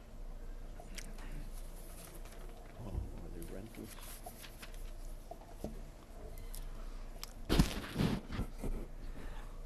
Good morning, Chair Valencia and members of the Commission. My name is Autumn Brook. I am speaking as one of the appellants in the case and also as a representative of many people in the Arboleda Acres neighborhood. And there are a number of them here today in the audience who have come. You want to, wave? Thanks. We would like to thank the Planning Commission, the SBAR, and the county staff for the time and effort that you have all extended in conscientiously addressing the issue of neighborhood compatibility, which has been very important to all of us. We're really gratified to see the plans that have been brought to you today by the Hedricks and their architect. We would also like to thank the Hedricks and their architect for a design that we believe significantly addresses the SBAR's comments and that we feel will fit in well with and enhance our neighborhood. This is an extremely positive outcome from our perspective. And so I just want to say we feel that the process has worked really well. We thank you very much for listening so well to us. And I guess we have one question. We still haven't had a chance to see the landscape architecture plan since that just came in this morning. And we are glad to know that there has been a Phase 1 and Phase 2 study. We also haven't had a chance to review that, but it seems that it will be not a real issue since they're going to retain the existing structure. I guess the one remaining item that we did have a question about had to do with attachment A, item number 5 in the conditions of approval, and this is not the revised conditions of approval, which I haven't got a copy of, so I'm assuming it's still listed as item 5, and that has to do with the future of the existing tack room. That specified that it needs to either be demolished or to be brought to a standard of legal use. And so what we would like to know is to get a clarification about what that legal use could include. Could it include being a habitable structure? So we'd just like a little clarification on that. All right, and we'll try to give you that. Mr. Briggs? Members of the Commission, we did discuss this with the architect prior to the hearing. As it exists now, there's a zoning violation regarding this tack room. It had been converted to an illegal unit, and basically this condition was crafted in order to resolve that violation. The applicants do have several options. They could revert it back to a non-habitable structure, a tack room, as defined in the accessory structures. There's also been discussion of adding a pool to the residence, and in that case, it could be converted to a cabana. And there are several minor details which are affected by what they choose to do, but and I guess theoretically that could be a guest house as well. All right. Okay, I guess one other issue, which maybe not ours to really have to work out, but if there is going to be further, work done in the rear, I guess the only question we have, if they incorporate the existing house and the garage, how would anyone be able to get equipment into the back? So because it's so close to both of the side setbacks, it doesn't look as though there's any way to get equipment back there. Well, it seems like a swimming pool would be out of the way. Yeah, be rather difficult. But they'd have to come in for a permit, is that right, Mr. That's correct. Yeah. So, Okay, right. other than an airlift, I don't know how. Okay, thank you All so right. much. Thank you. Does that conclude does your other? I don't know whether there's anybody else No, from we'll- our neighborhood Okay, who we needs have to a speak. public hearing. We Okay. will open it and allow everybody to speak. Okay. But for your part, That concludes, that I believe, concludes your what I part. have to All say. right. Thank All right, you. and I will give you time for rebuttal. We'll ask them to speak, and then I'll give you a rebuttal if you want it, okay? Thank you. All right. And do we have an architect or somebody representing the applicant?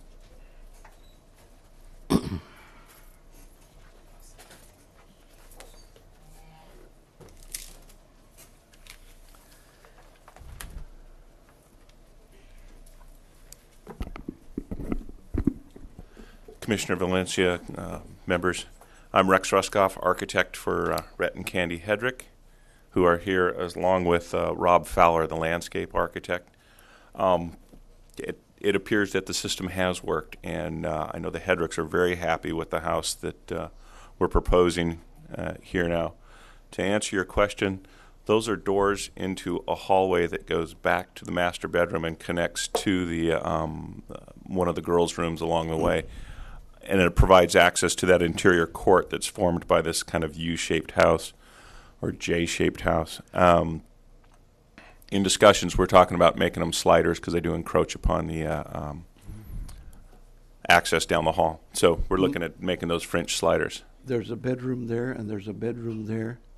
Yes. I don't have any problem with having two, but this is a hallway this way. Yes, it is. Why wouldn't that be sufficient? Why do you need two of them? What I thought is maybe they were going to be rentals. They're not going to be rentals. No, they are not going to be rentals. If you turn to the floor plan, you'll see that the master bedroom is all the way to the rear of the house, along Yes. with a bath and a walk-in closet. Yes. And then one of the girls' bedrooms is accessed off that hall. It was just to get light into that almost gallery-like space. Okay. It could easily be windows, but we also want to have ample access from the house to that courtyard. Second thing is the item 5, the tack room condition. We're perfectly fine with it the way it's written. The proposed project will come in with a pool in the back and convert that to a cabana with a full bath in it. The conceptual landscape plan for the rear of the property has not been completed as of yet, but it will include a pool, and that will become a cabana, a legal use that will process all as one permit. Okay. I think that's it. There's been a modest little changes between what was originally submitted and what you're looking at now, and that just relates to the front porch and creating a little area out there to enjoy that front yard and the neighborhood for the Hedricks to have a And small table out there. The total square footage of the unit now? The residential side of it is just under 2,900 square feet. The garage is unchanged, except that part of the great room is capturing a little bit of the corner. The tack room is unchanged. The total project tabulations are on the front sheet, and they're just over 3,600 square feet for the total complex. All right, thank you very much. This is a second district item. Any questions, Commissioner Brown? Mr. Chair, I just have comments, but perhaps Okay. we'd like All to right. hear from the applicants. I don't know if Well, Mr. Hedrick. the rebuttal first. Do the rebuttal have anything to say, add to what's been testified? And then we'll open the public hearing then. Thank you. I guess our question at this point would be whether or not, if there is going to be a pool and cabana arrangement, that would have to, the plans for that would have to be submitted prior to the issuance of the land use permit for the whole project. Not for the whole project, for whenever they wanted to do that particular part, right? They've submitted plans now for this particular project. We'll call this a project. if they wanted to build a pool, they would come in with additional plans, wouldn't they? Mr. Chair, Commissioners, yes, they would come in according to this condition prior to issuance of this land use permit with their proposal for conversion of that tack room to a legal use. We would process that application, and it would be conceivable that the projects could be constructed concurrently. All right. I guess I'm not quite sure. It has to be presented prior to the issuance of the permit?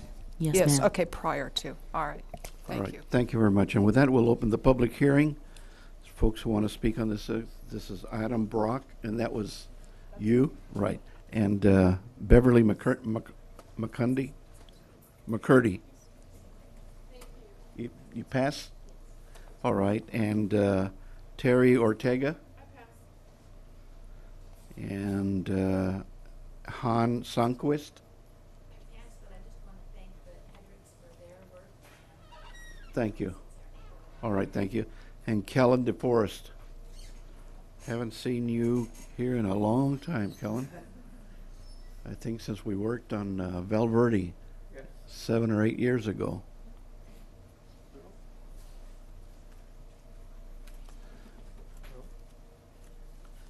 I'm still working on Valverde.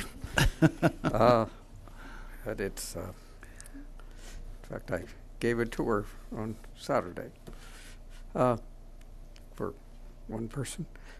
I want to point out again how important Arboleda Acres is, and in the history, to the history of Santa Barbara. And I would like to ask, is the historical report going to be available? I mean, could I get to look at it? Because Mr. Chair, we at the Pearl Chase Society Preservation Committee are trying to get a picture of Arboleda Acres, especially since this was a project dear to the heart of Pearl Chase. And I am hoping that through further research we can find out how much she had to persuade her brother to establish this community that would help citizens of the Santa Barbara have affordable housing, a term that they did not think of back in the 1930s, but that's what it was, and it will be interesting to find out how much influence she had. So this area needs to be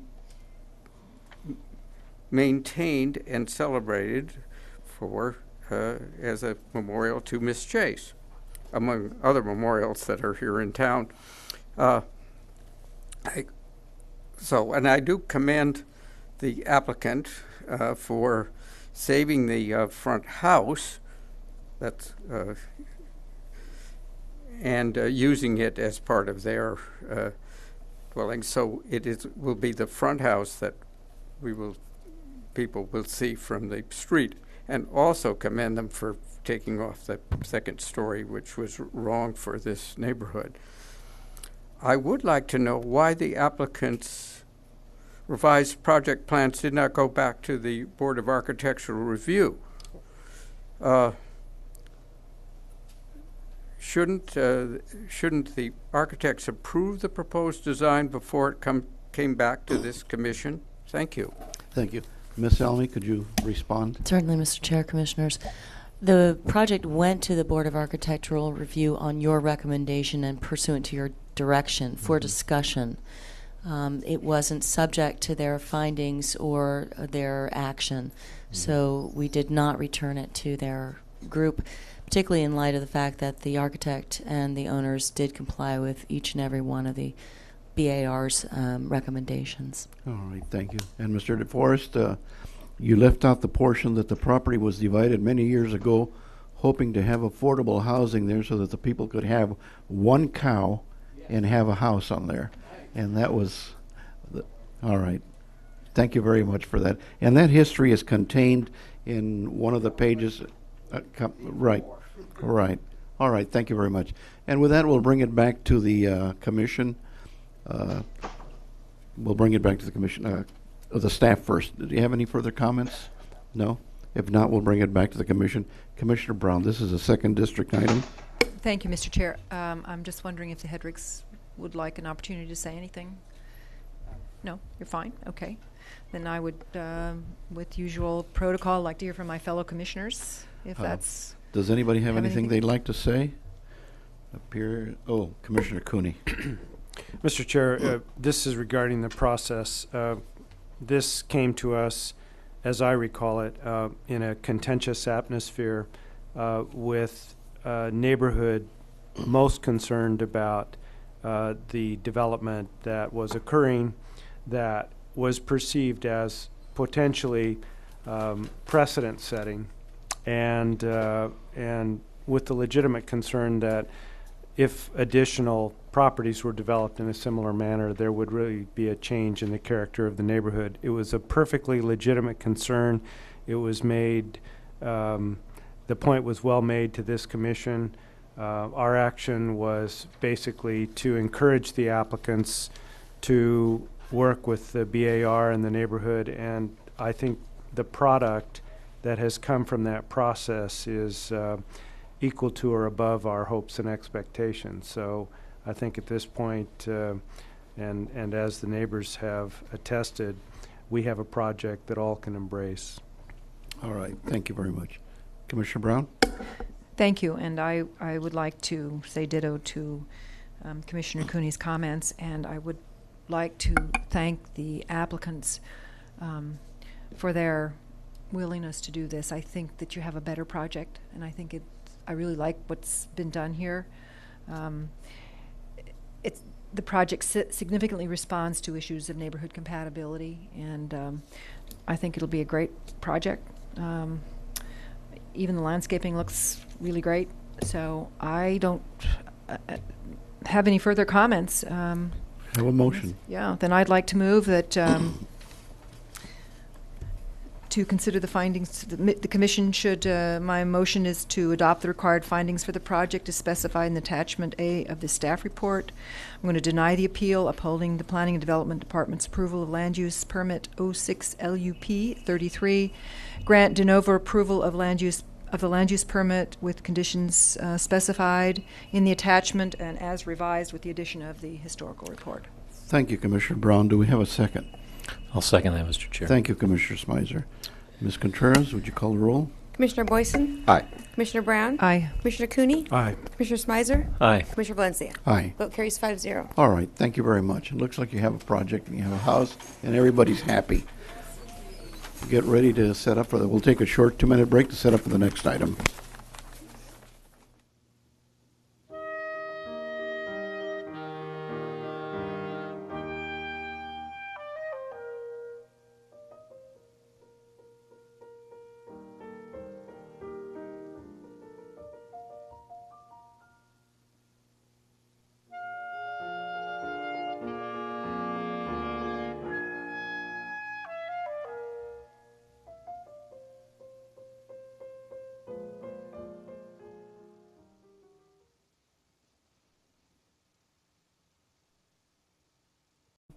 The T-Mobile Wireless at Fairview.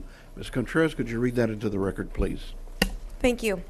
The following is the hearing on the request of T-Mobile Wireless to consider case number 06-CUP32, application filed on June 12, 2006, and to accept the exemption pursuant to Section 15303 of the state guidelines for the implementation of CEQA. Thank you. Any site visits or ex parte?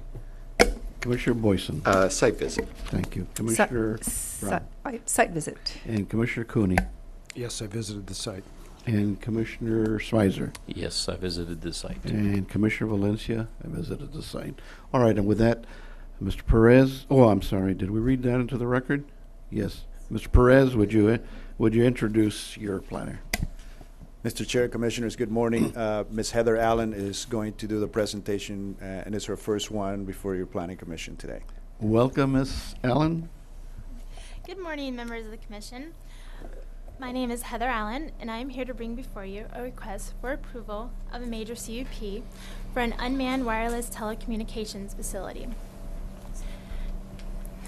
This facility is to be located in the county right-of-way adjacent to North Fairview Avenue in a rural residential area shown above. First, I'll present the background on the project and why it qualifies as a major CUP. Next, I will describe the specifications of the proposed structure and show its location, the site plans, photosims of the area, and coverage maps. Finally, I will review the project's consistency, as well as the issue areas that have been addressed by the staff and the recommendations submitted before the Commission.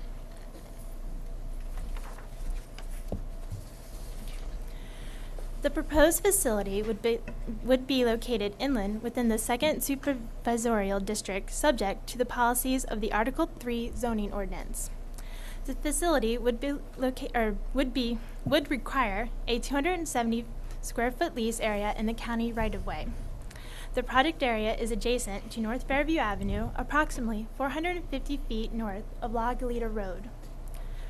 Due to the height of the panel antennas and the residential zoning of the adjacent parcels, the project requires a major CUP and follow-up land use permit. Photosims of the proposed project equipment will be presented shortly to address the issue of visibility from Fairview Avenue. This area is designated as a high fire hazard area and is served by the Santa Barbara County Fire Department.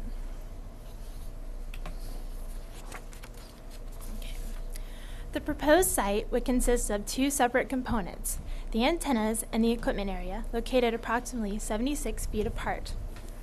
3 panel antennas would be installed on the west side of North Fairview Avenue in the public right-of-way, atop a new 65-foot tall wood utility pole to replace an existing 65-foot tall Southern California Edison utility pole. The 54-inch panel antennas would be placed on a crossarm at a center line of 56 feet. The antenna equipment would be painted brown to match the pole per Southern California's request, or Southern California Edison's request. The equipment area would be located 76 feet east of the utility pole in the right-of-way on the east side of North Fairview Avenue, and constructed of 2 concrete blocks with a floor area of approximately 72 square feet. The equipment area would contain 2 RBS 2106 equipment cabinets and 1 electrical meter pedestal. The equipment would be painted black and beam and shielded by 8 5-gallon mountain mahogany shrubs.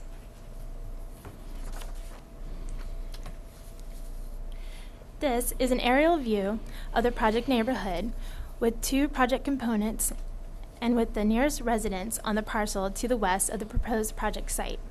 North Fairview Avenue transverses north-south in this photo between the utility pole and the equipment area.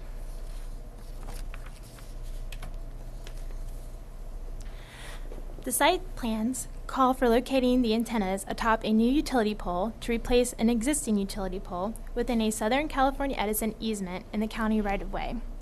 Telephone and power service would extend approximately 76 feet east from the utility pole to the equipment area, requiring 103 cubic yards of ground trenching. Trenching is proposed in the dirt area alongside the existing roadway, which is North Fairview Avenue, to alleviate impacts from digging in vegetated areas near the equipment. The facilities are proposed in a hilly region at an elevation of 135 feet above sea level and situated on an approximate 2% grade. The antennas would be situated on an approximate 2% grade and around 150 feet east of the nearest existing residence.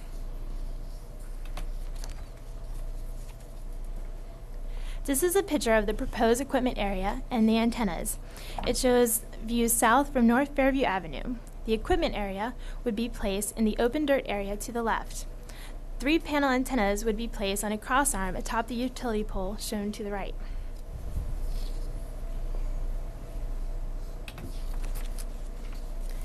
The vegetation surrounding the utility pole will need to be trimmed or removed during the construction associated with the replacement of the utility pole.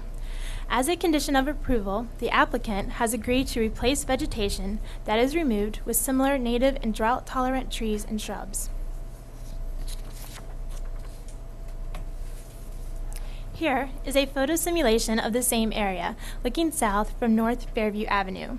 The proposed antenna equipment is to be incorporated with the surrounding utility poles by placement on a crossbar and painted in the same color per Southern California Edison's request. As a condition of approval, the equipment would be surrounded by 8 5-gallon mountain mahogany shrubs and painted in a dark, non-reflective color like black and beam to blend in with nearby vegetation.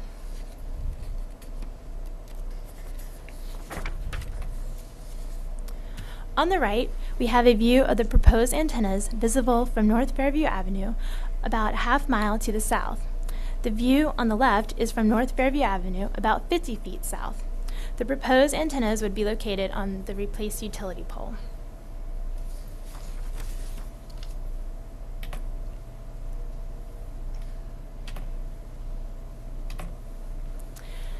This coverage map shows network service without the proposed site along the residential areas of North Fairview Avenue. In the middle, the red star shows the proposed site, and to the southeast, the black stars show existing cellular facilities. Green areas have good coverage, yellow areas have fair coverage, and the blue areas have poor coverage.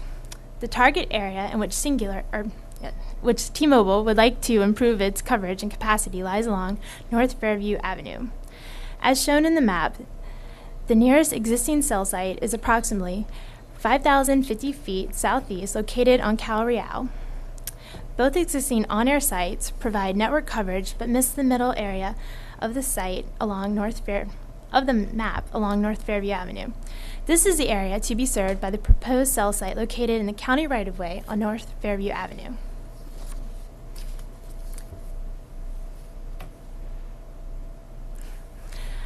This coverage map shows network service with the proposed site along Fairview Avenue. Again, the red star is the proposed site. The black stars are existing telecom facilities.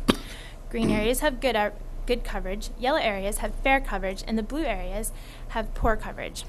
As illustrated, the green areas that represent good coverage would be increased in the middle of the map with the addition of the new site. This allows T-Mobile customers in this area the ability to make calls and travel along Fairview Avenue without experiencing drop calls.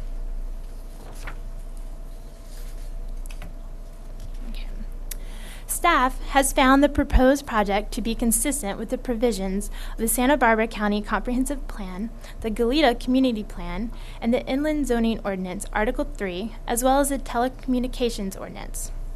The project meets all specified zone district requirements, including setbacks and structural height requirements, even though the height requirement is waived for equipment located on an existing utility pole. Though located within a residential district, this project meets the finding that the area proposed to be served by the telecommunications facility would otherwise not be served by the carrier proposing the facility, as mandated by the telecom ordinance. This is demonstrated by the coverage maps and an alternative site analysis. The Board of Architectural Review also conceptually approved the project in its October 6th meeting.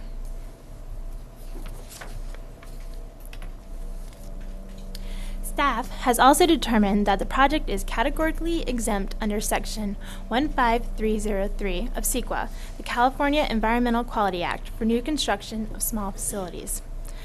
Following the review of the proposed project at this site, no conflicts with the present use of the site were discovered, and only minor environmental impacts on the existing vegetation would occur as a result of the equipment. Any vegetation removed or impaired by the siting of the equipment area would be replanted with native and drought-tolerant vegetation. Underground trenching and cabling would be sited to avoid vegetated areas, and the project is proposed outside of designated environmentally sensitive habitat boundaries.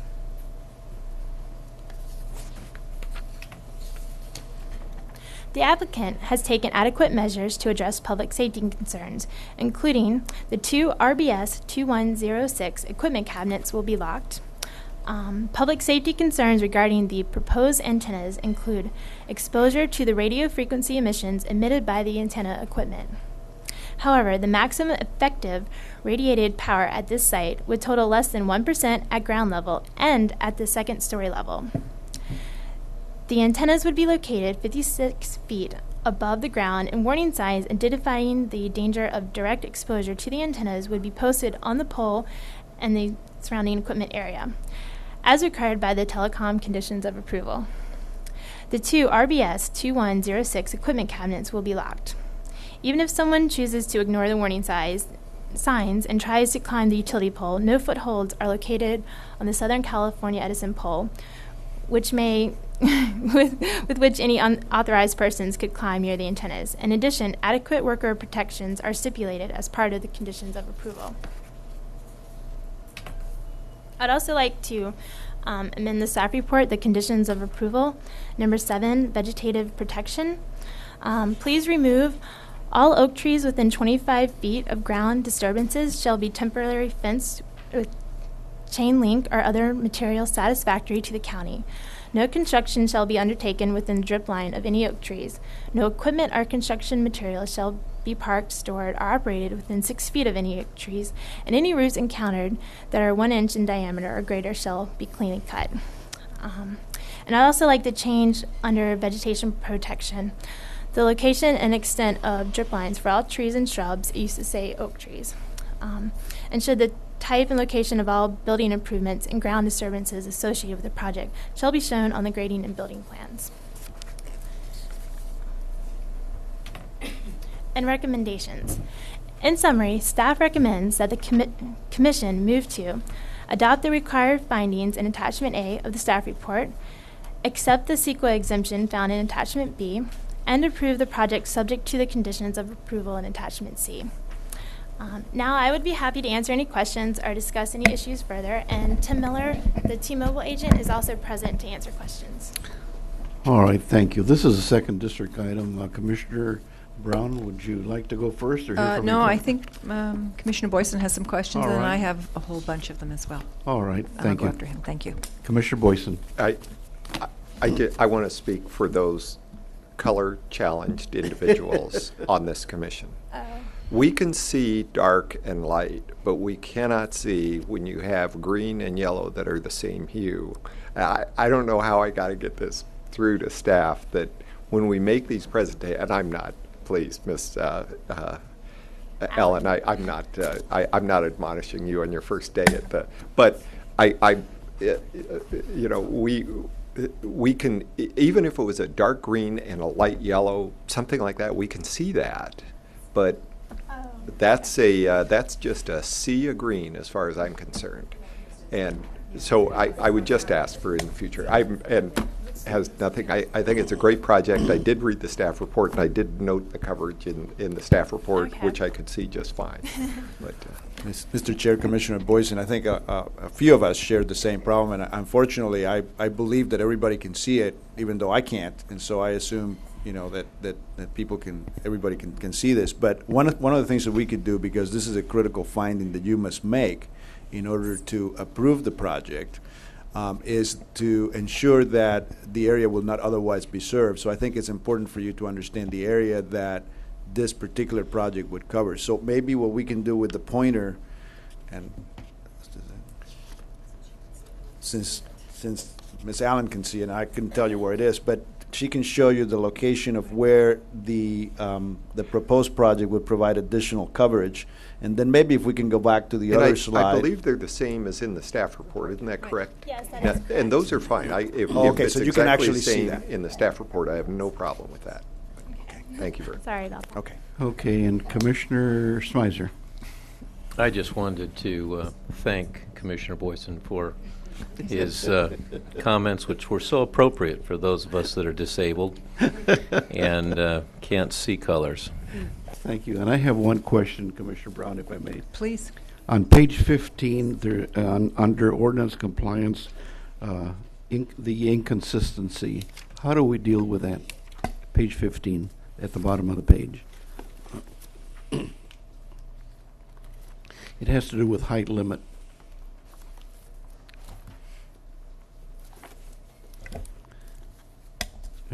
Mr. Chair, I think there's a couple of issues here. One, we're pointing out the inconsistency with the existing zoning for as far as the height is concerned.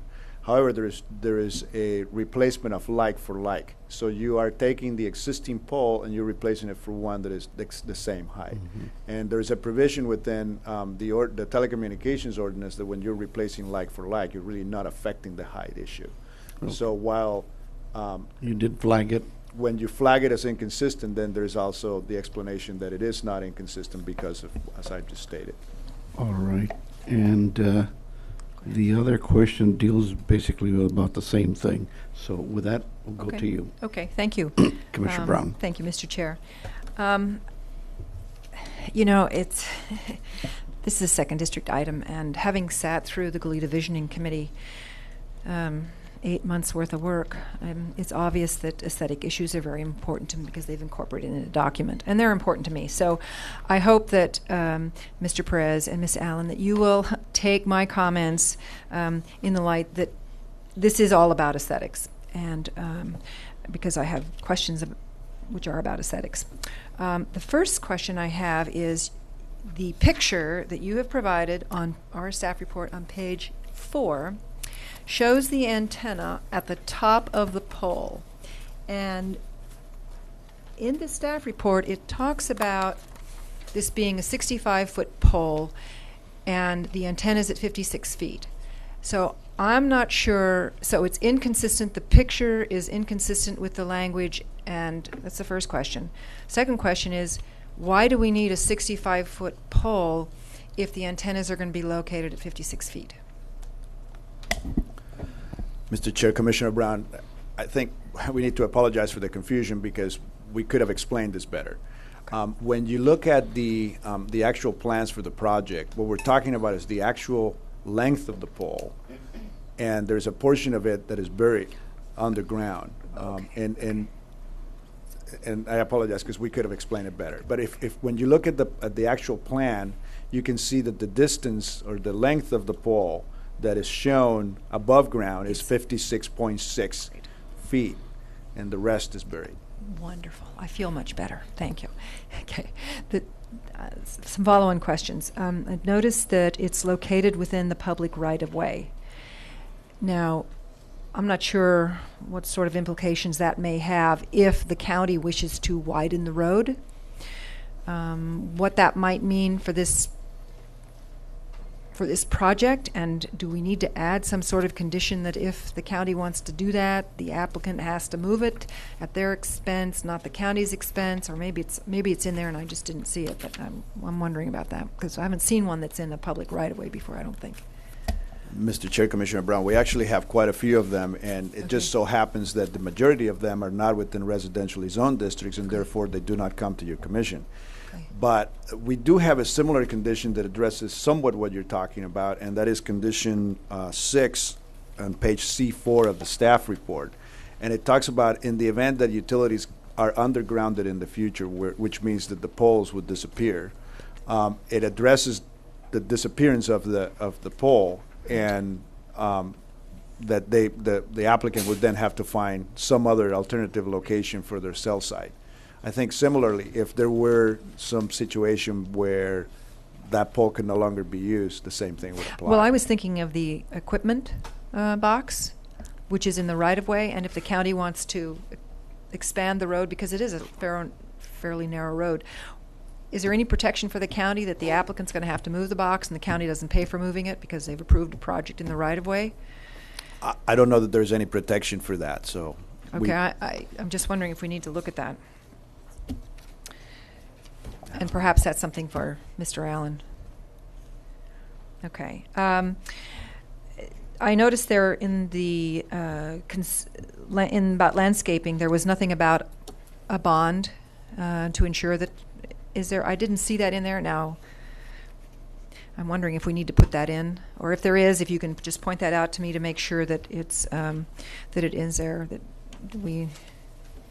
Mr. Chair, Commissioner Brown, one of the things that we have done in sort of the evolving process of figuring out what the standard conditions would be for telecommunication projects is also understanding what things have worked in the past and what things haven't.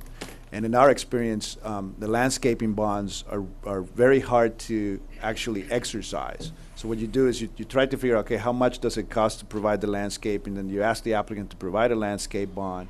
And then if they do not perform, ideally what would happen would be that the county would hire somebody, exercise the bond, and hire somebody to go do the landscaping as it was required.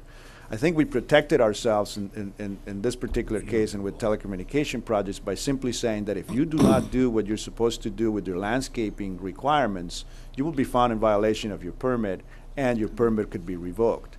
So there is already an incentive or something in the condition that requires them to do it. And if they don't do it, they will lose their permit. Okay, and that's sufficiently described in the conditions, Mr. Allen?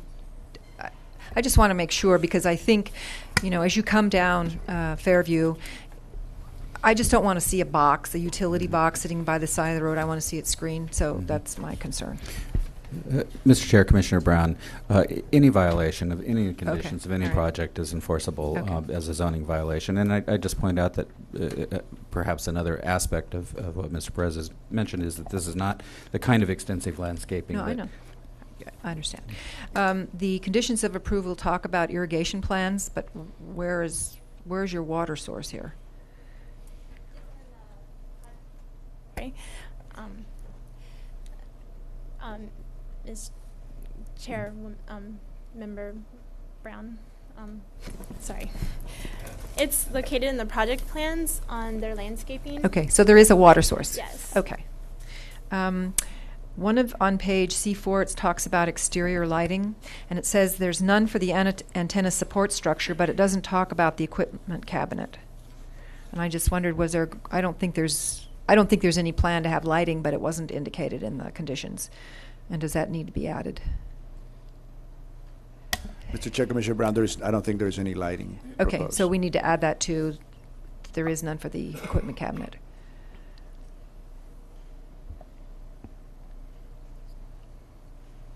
I think what we're saying is that the antenna support structure should not be lighted. If you feel more comfortable with saying that the antenna support structure and equipment cabinets. I would. Okay. Right, great.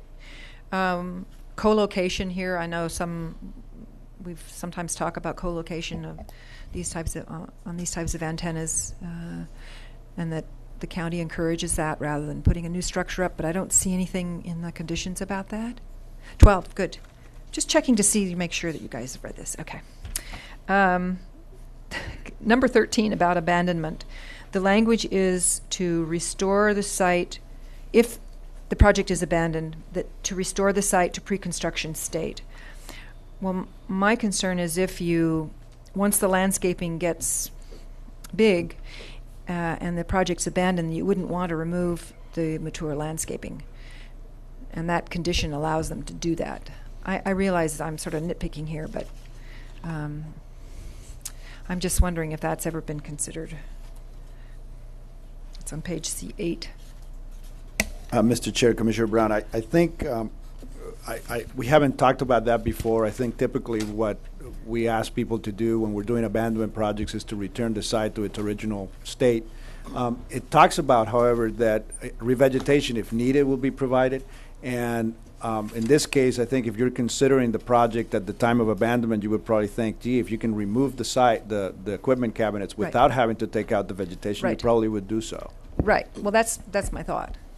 Okay, so there's... But I think you're covered by the language in the condition. It has enough latitude that somebody trying to understand it in the future will probably interpret it that way. We hope. One last question about facility maintenance. There is increasing graffiti in the Goleta area, and if I presume, like other projects, that somebody goes to these sites once a month, how do we ensure that graffiti is not allowed to accumulate on this equipment box? It's nothing specific in the language, but it does talk about a rather overall condition.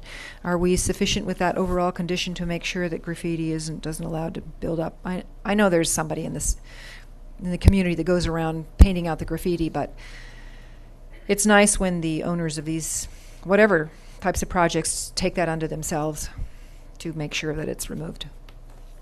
Mr. Chair, Commissioner Brown, I think we have provisions for ensuring that the applicant maintains the site in good repair and in good order in Okay, condition all right. 30 in Okay, page that's C11. Now, we will visit the site from time to time. If the site happens to be in compliance, we would be responding to complaints from somebody that would tell us that, and then we will ask the applicant to repaint as necessary. Okay.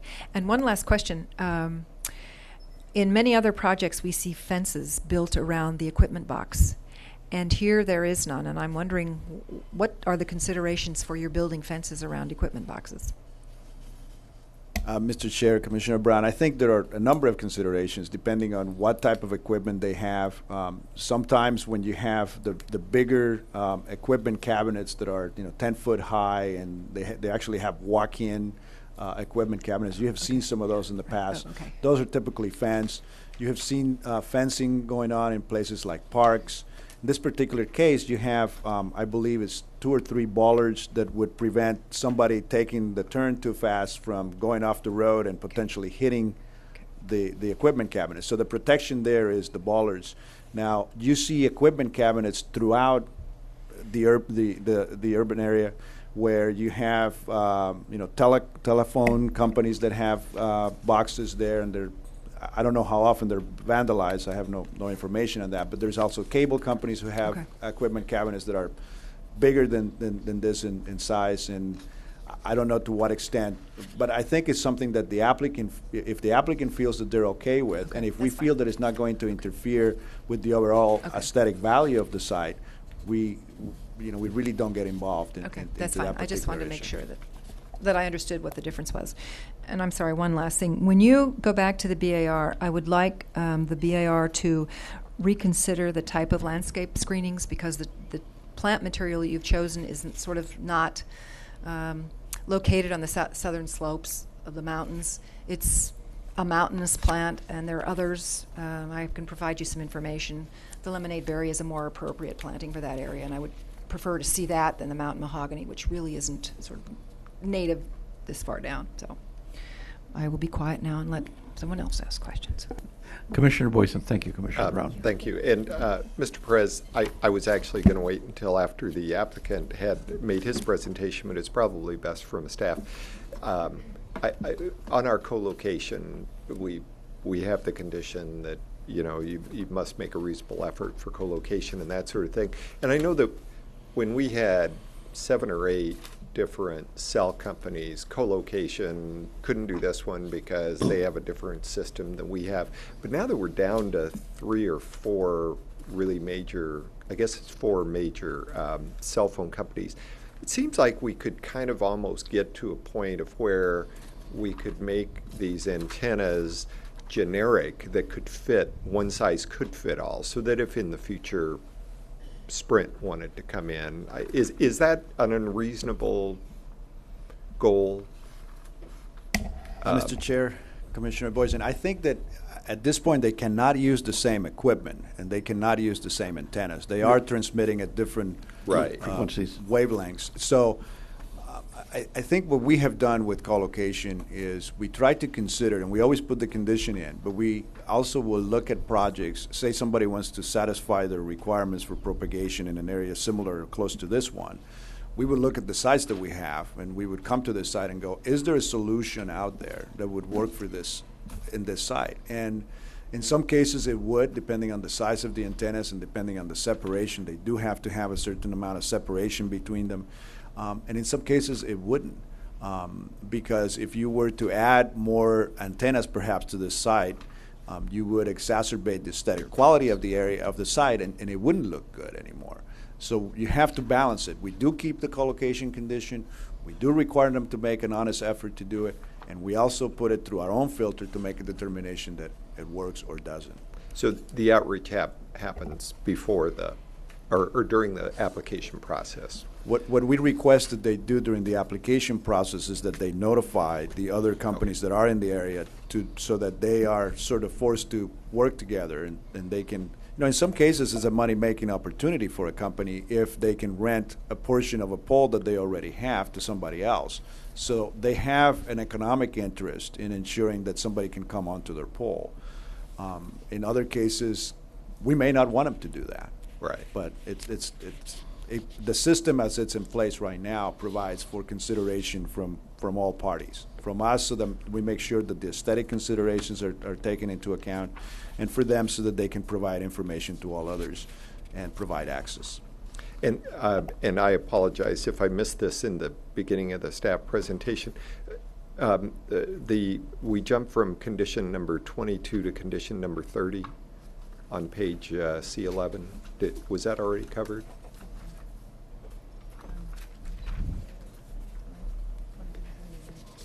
Is that just a numbering? Mr. Chair, Commissioner Boyson, I have to assume that we just had a numbering problem. And we didn't miss half a no, dozen I think you just caught it. All right, thank you.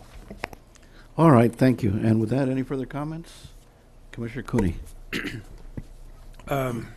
Ms. Allen, Mr. Perez, and it really, I guess, is to you, Mr. Perez, for Ms. Allen to learn for the future. But in terms of that particular location, it has some interesting aspects to it. It is, as you well know, a right-of-way application, and that has certain implications for the county's ability to condition based on aesthetics. But what struck me, and I think anyone else visiting the North Fairview area for the first time, is the number and size of the electricity transmission poles, which are on the opposite side of the road from the proposed location. And I haven't read recently anything about the potential safety effects of the electricity transmission. I know the poles are large, most of them, if not all, are now metal, and the lines are high, which suggests there's a lot of power going through there. Are there studies that show the impact of the kind of radio waves that are coming from the mobile antennas in combination with the type of electromagnetic waves that are coming from the electricity? I'm not aware of it, and I'm not suggesting a safety problem, but I just, if there is science out there that you're aware of, I think it ought to be in the record. Mr. Chair, Commissioner Cooney, that's an interesting point. I think while I'm not aware of something that takes into account the cumulative, I think partly the way we can answer this is that we know that the emissions from this particular cell site is minimal. Whatever it's going to add is going to be minimal to the overall emissions that may be coming from the power poles and the lines and so on. So we know that whatever contribution this has is very, very minimal to the overall site. Now, there's all kinds of disputed and scientific arguments about the RF emissions and RF emissions of the even including the cell sites. Now, if you looked, I think we're under 1% of the FCC allowable limit. So it's very, and we understand the FCC limits to be very conservative. So whatever it's adding to the overall emissions of the power lines it's not that much. The telephone companies use the IEEE manual as a Bible when they're doing these things, so they wouldn't violate anything. Yes, Commissioner And Brown. just the converse question, the radiation coming from the electrical lines, it has no effect upon the transmission of the cell site? No. I don't think they do. I mean, and I think we also have to trust that the companies that are installing these facilities are also taking into account that they're in the business of providing a service. They're not going to do something that is going to interfere with that RF service. engineers look at it, and they looked at their sector antennas, see what the beam width, and see where the propagation is. Commissioner Smizer. Just a question that, excuse me, a question for clarification. When these are in the right-of-way or in county easements, does the cell carrier pay any fee to the county. Mr. Chair, Commissioner Smyser, if they happen to be in county property, there is a real property division of general services goes through a very extensive process to give them a lease that includes some sort of rental agreement and payments and so on. The encroachment permit is a slightly different animal. I don't know what the payment is per se, and at this point, one of the requirements of this overall permit is that they obtain their encroachment permit, and I know that they are in the process of getting that, but it's something that is happening in parallel to this process, and so we will look into that. I don't know if there's any payment. Maybe the applicant can tell us that.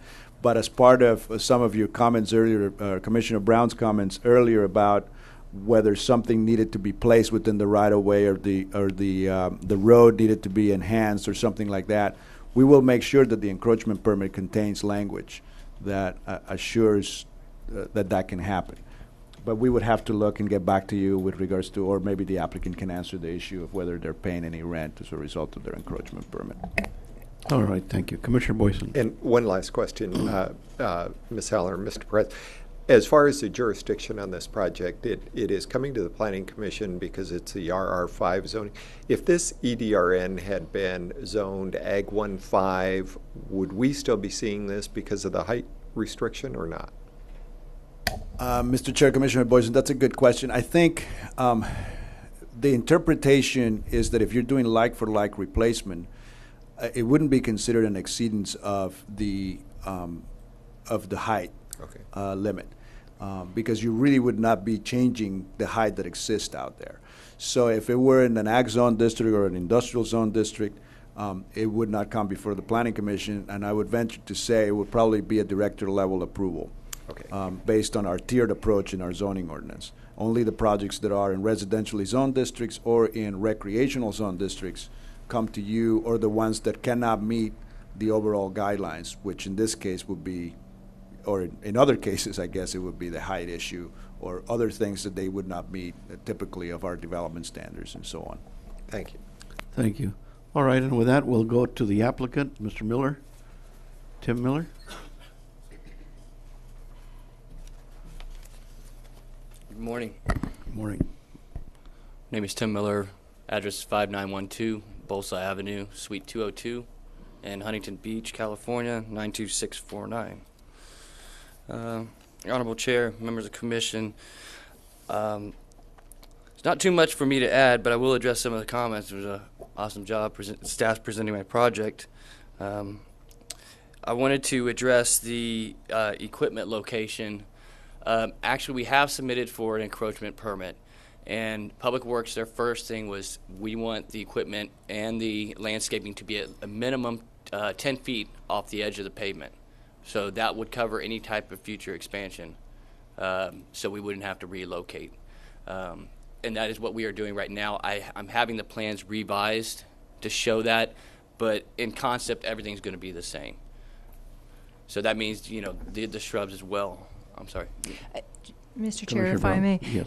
Looking at it, that there's not a big area there, and it drops off. So I'm just wondering, just exactly how far your equipment's going to be located to the edge of that drop off. Pretty close, huh? Pretty close, and we did Yeah. talk about that. And if we have to put in a retaining wall or something there in order to hold it back, that's what Public Works. That's the avenue they're directing us. Will Mr. Perez see that? I mean, I prefer not to do retaining walls to equipment boxes, but Mr. Chair, Commissioner Brown, I think if they needed some sort of retaining wall, they will have to come back and modify their permit. We actually went out there with Ms. Allen. We did the measurements. We actually took the tape out and did the measurements, and we think they have enough room. We did take into account the fact that they are pretty close there to the edge. But because of the limited amount of construction that would take place there, we did not think that anything would be necessary. And that was the same views from our architect as well. So, as far as the exterior lighting on the equipment cabinets, there is none associated with that. Maintenance of the site is approximately once a month, like you were saying, and the other shrub that you indicated, if that's seen more appropriate or whatever, we'll be more than happy to comply with what you'd like to see there.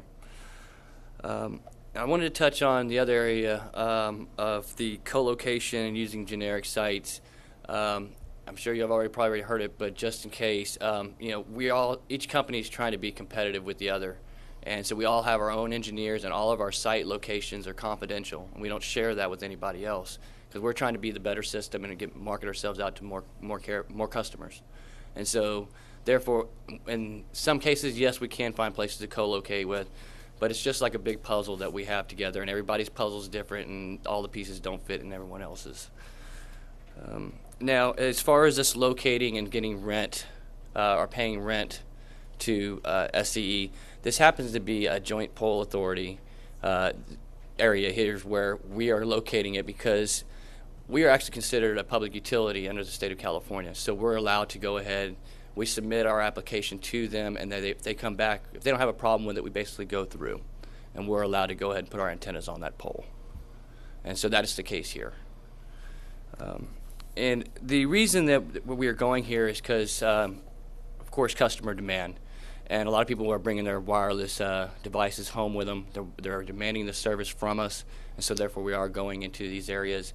We were trying to locate on private property, had a bunch of properties that weren't interested, one that was, and then the engineer came back later and said it wouldn't work for us. So this pole is a little bit higher in elevation. We're able to get the meet the coverage objectives we're looking for, and so we proceeded with it, with the application before you today. So with that, if you have any more questions, I'll be more than happy to answer. Commissioner Smizer. I do have a couple questions. I understand that you're a public utility. At the same time,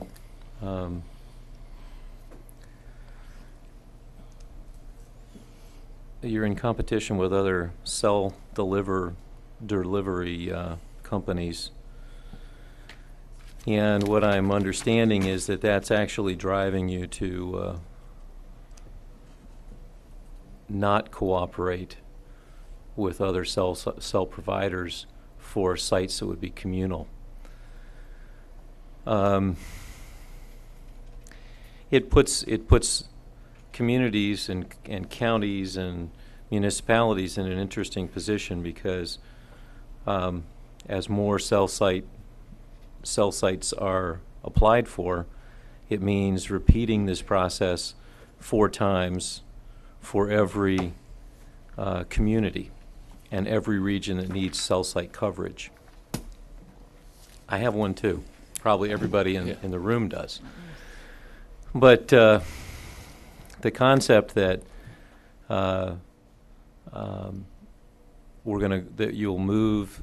that cell providers will move to these public easements and avoid having to pay lease fees to private individuals.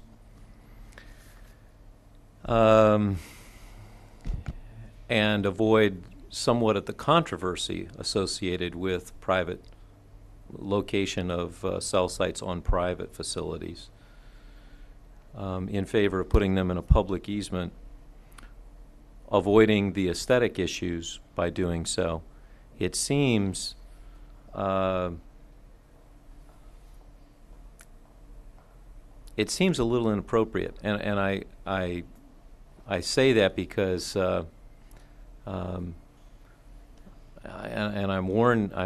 It's somewhat of a warning because as we see multiple cell sites appear in the public right-of-way for each of your competitors, you're eventually going to see a community concern for this.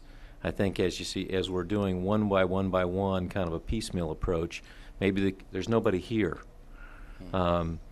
But I think as we see more and more of these, I'm suspect that in order to get complete coverage, which is what you're going to want and what every other cell provider is going to want, we're going to end up seeing multiple cell sites in areas where, as a county, we're even trying to put a lot of this stuff underground, you're going to want to be putting it up in the air. And where you're not cooperating with other cell providers to do so in a single site, rather 4 or 5 or 6 times duplicitous, I'm worried about the direction that the industry's going. That's my comment. May I address that just real quick? T-Mobile's first priority is to be a good neighbor, because if we're not a good neighbor, we're not going to have customers. And this happens to be, and I didn't want to go from one point of us how we got on this pole and whether or not we had to pay rent. We did look to go toward private properties. This was a last resort for us. Okay, we always most zoning ordinances make you co-locate, and that's an easier process to get through. We're trying to find the fastest way to get on air, and so we're always looking for other carriers and co-locate with them because we have lease agreements with each other. It's basically we have master lease agreements with Sprint, Verizon, and so we can just if they've got room on their pole, we can have space. It's a lot easier process for us. So I mean that is something we're always looking for. Don't get me wrong. I didn't want to steer you the wrong direction. But, as a last resort, if there is something there that we can use, we need to provide coverage because we are getting customer complaints, and this is where it's driven from. And so I didn't want to steer you that direction, and we do work with other carriers, and that's our first efforts. All right. Commissioner Brown? Thank you, Mr. Chair. I note in the report or in Ms. Allen's report that this is a high fire hazard area. Are there any additional considerations that have to go into this project or the conditions of approval because of that in terms of the equipment box? Mr. Chair, Commissioner Brown, I don't believe that these things are heat generating so that they wouldn't be increasing the possibility of fire, and maybe the applicant can speak to that. Yeah, we have these in all areas, and the equipment, I guess, is designed for where we go. It does not generate, basically it generates, it has a small fan that pulls air through it that cools the system off. So it's not just like it's just the equipment thrown out there and there's no cooling system associated with it. It's designed for the outdoors. So. I was just thinking in terms of sort of if there were a fire in the area, does your box, the equipment box, different than if you weren't in a high fire hazard area? That was my thinking. It's pretty much the same. The outdoor cabinets are the same. Like the fires that were happening in San Bernardino, basically the facilities there basically burned up. But it wasn't because of our fault. but they didn't increase anything to the fires. I'm sorry. All right. Does that conclude your presentation? Yes, it does, and I appreciate the opportunity to present for you today. All right. Thank you very much. This time we'll open the public hearing. Is there anybody here who wishes to speak on the subject? Seeing no one rise, we'll close the public hearing. We'll bring it back to staff. Do you have any further comments, Ms. Allen or Mr. Perez? Mr. Chair, Commissioners, just one quick comment, and I know this has come up in the past. We have, because of being in a residentially zoned district, we have provided notice, and I actually asked Ms. Contreras to bring back up the noticing, and it went out to 125 different people within this area, within 1,000 feet of the proposed location. So I just wanted to reassure you that the empty room does not necessarily mean that they would not notice, but that, and we did receive a few calls from members of the public that were interested in understanding what the project was about, and once they received and looked at the photo simulations and what the project was about, they felt no concern. So I just wanted you to know that. All right, thank you. We'll bring it back to the commission. Second district item, Commissioner Brown. Thank you, Mr. Chair. Well, unless I hear from my commissioners otherwise, I'm set to make the motion. Commissioner Cooney has a comment before we... It is a comment. Commissioner Brown, I just wanted to mention in response to the noticing, which I was going to question, because I think it's very important for the public to understand that we don't take these applications when they do get to us for the extraordinary reason that they're located in residential areas. We don't take them lightly and want to be absolutely certain that the public concerns are allayed, and it's certainly natural. I had these concerns myself until I learned a lot more about the nature of the technology. But As you well know, there's a similar application in a right-of-way adjacent to Cold Spring School before the county now, which has raised a great deal of public attention and doubtless will lead to a lengthy public hearing about it. So I don't believe it's the county's process that's the problem here. I think we're doing a good job of reviewing these applications, of letting the public know about them, of answering the concerns when they're expressed, and the fact that we don't have objections raised to this project as opposed to one placed somewhere else is due to its location in a relatively remote area. So I'm comfortable with proceeding on this application. All right, thank you. Any further comments? If not, Commissioner Brown. Thank you. And again, Mr. Perez and Ms. Allen, thank you for your detailed and meticulous attention to these utilities that everyone depends upon, and so that they fit into the community. I think the fact that you don't hear people complaining means that Mr. Perez and his staff are doing a great job. And so with that, I would like to make the following motion: that the Commission adopt the required findings for the project specified in Attachment A of the staff report. We accept the CEQA exemption pursuant to Section 15303 of the Guidelines for Implementation of the California Environmental Quality Act, included as Attachment B, and approve the project subject to the conditions included as Attachment C with the revisions concerning lighting and the change of plant material. Thank you, Commissioner Brown. Do we have a second? And I'm sorry? And renumbering. Thank you. Do we have a second? I'll second that. Thank you, Commissioner Boyson. And I just have one comment. The staff report says supervisory planner, just Luis, and I was wondering, is that a new moniker? First, kind of like Cher. All right, and with that, Ms. Contreras, would you call the roll, please? Commissioner Boyson? Aye. Commissioner Brown? Aye. Commissioner Cooney? Aye. Commissioner Smizer? Aye. Commissioner Valencia? Aye. Vote carries 5-0. Mr. Allen? Yes. Mr. Chair, members of the Commission, just a point of clarification.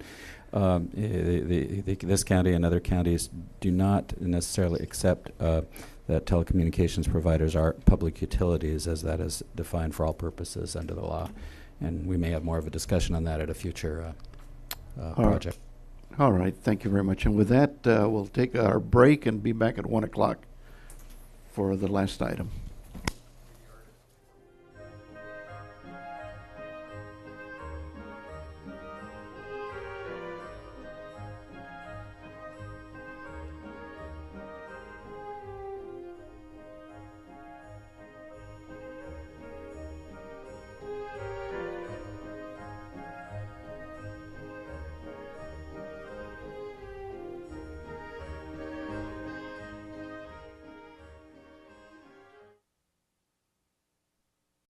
Ms. Contreras, could you read that into the record, please? Thank you. The following is the hearing on the request of the Planning and Development Department that the Planning Commission consider and adopt a recommendation to the Board of Supervisors that they adopt an ordinance, case number 06-ORD4, amending County Code Chapter 9A. All right, thank you. And was there any ex parte on this by anybody? None? Mr. Langle? Thank you, Mr. Chair and members of the Commission. I believe all of you remember the last time this came before the Planning Commission, which was in April of this year. Mr. Smeisner was not on the Commission at that point, and so I did have some background slides prepared, but I can skip through those if you don't expect him back. I'm not sure what's... He's on a meeting, extended meeting during the lunch hour. Okay. I did want to point out that, just to summarize what this ordinance would do, it would amend the ESH Gall overlay, also known as Environmentally Sensitive Habitat Area Goleta, in Chapter 35, the zoning code for the Santa Barbara County. This ordinance would also amend Chapter 9A, which is commonly known as the brushing ordinance of the county code. And this part is new since the previous hearing. This is something we added since that time. I would also like to point out that this ordinance would only apply to the area within the Goleta Community Plan that is zoned MT Gall, which is basically the portion between West Camino Cielo Road and the National Forest boundary line. So this ordinance amendment is very targeted and specific in its application. After your commission had heard this previously in last April, it was set for hearing at the Board of Supervisors. However, because of some concerns voiced by the members of the Ag Advisory Committee, as well as certain board members, they continued it from date to date so that there would be a sufficient time for the Ag Advisory Committee to consider this item. We did work with the committee to develop some revisions to the proposed text that address their concerns, and we were able to gain their support for the ordinance in its current format at the last hearing of last meeting of that committee last week.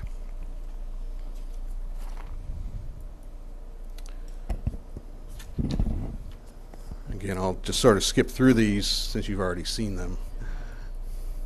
They are in your packet that you have in front of you.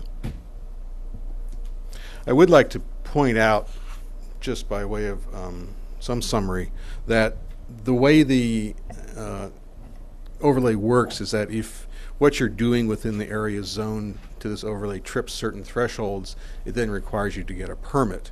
And there are basically 5 thresholds, or five criteria that are considered. The first being the removal of vegetation over 5,000 square feet in area, the removal of vegetation along 50 linear feet of the creek, grading in excess of 50 cubic yards cut or fill. Removal of vegetation when added to previous removal trips those thresholds, and also the removal of native trees unless it meets those 3 exemptions at the bottom, meaning that they're either dead or they prevent the construction of a permitted project, or they're damaged and pose a danger to people. So again, you can do work within the ESH Goleta overlay and not have to get a permit if it doesn't rise and trip one of those 5 criteria. So the purpose of this amendment is to revise the existing language of the overlay so that projects which occur within the overlay that are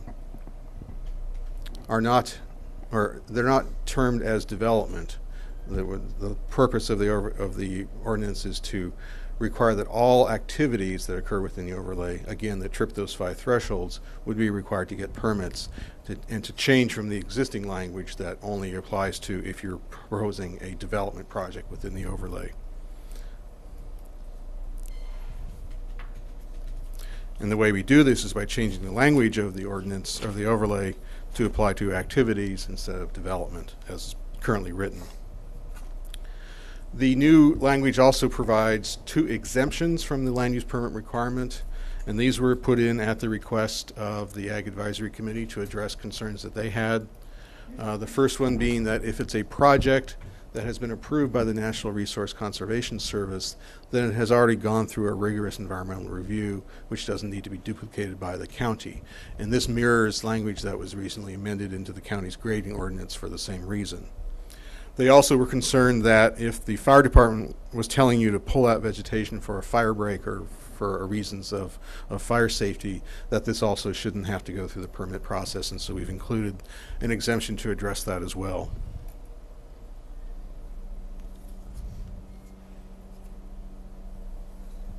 I think I skipped one here. Hang on. As I mentioned earlier, there's a new wrinkle to this amendment that wasn't seen previously, and that is we're actually asking for your recommendation regarding an amendment to Chapter 9A of the County Code.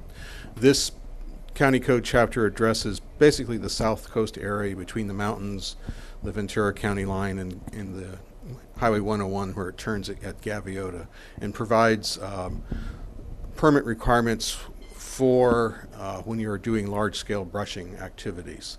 The purpose of this is to protect the downstream watersheds from any severe damage from that brushing activity through the imposition of requirements for erosion control plans and things of that nature.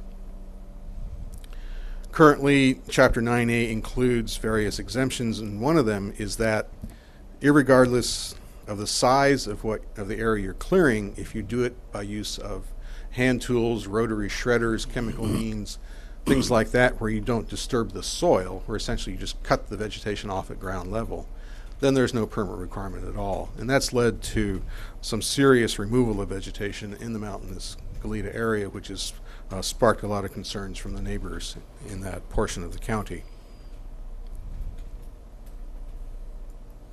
And so this amendment before you today would require that even though you're using these methods to remove the vegetation, that it's only exempt if that removal is required in order to allow for the expansion or enhancement of a commercial agricultural operation, so that somebody going out and doing recreational clearing of their property would not be able to be exempt from the required brushing permit. And that completes my presentation. All right, thank you. Commissioner Brown. Thank you, Mr. Chair. Noel, on the analysis that talks about the last slide about for the enhancement or expansion of an active agricultural use of the property. So this wouldn't take into consideration if somebody wants to start an ag operation, because this only applies to, it's assuming that ag is already the use of the property. Yes, that's correct, Mr. Chair and members of the Commission. The Ag Advisory Committee was concerned that the proposed revisions would prove to be an impediment to existing agricultural operations that may occur in the Mountain Escalita area.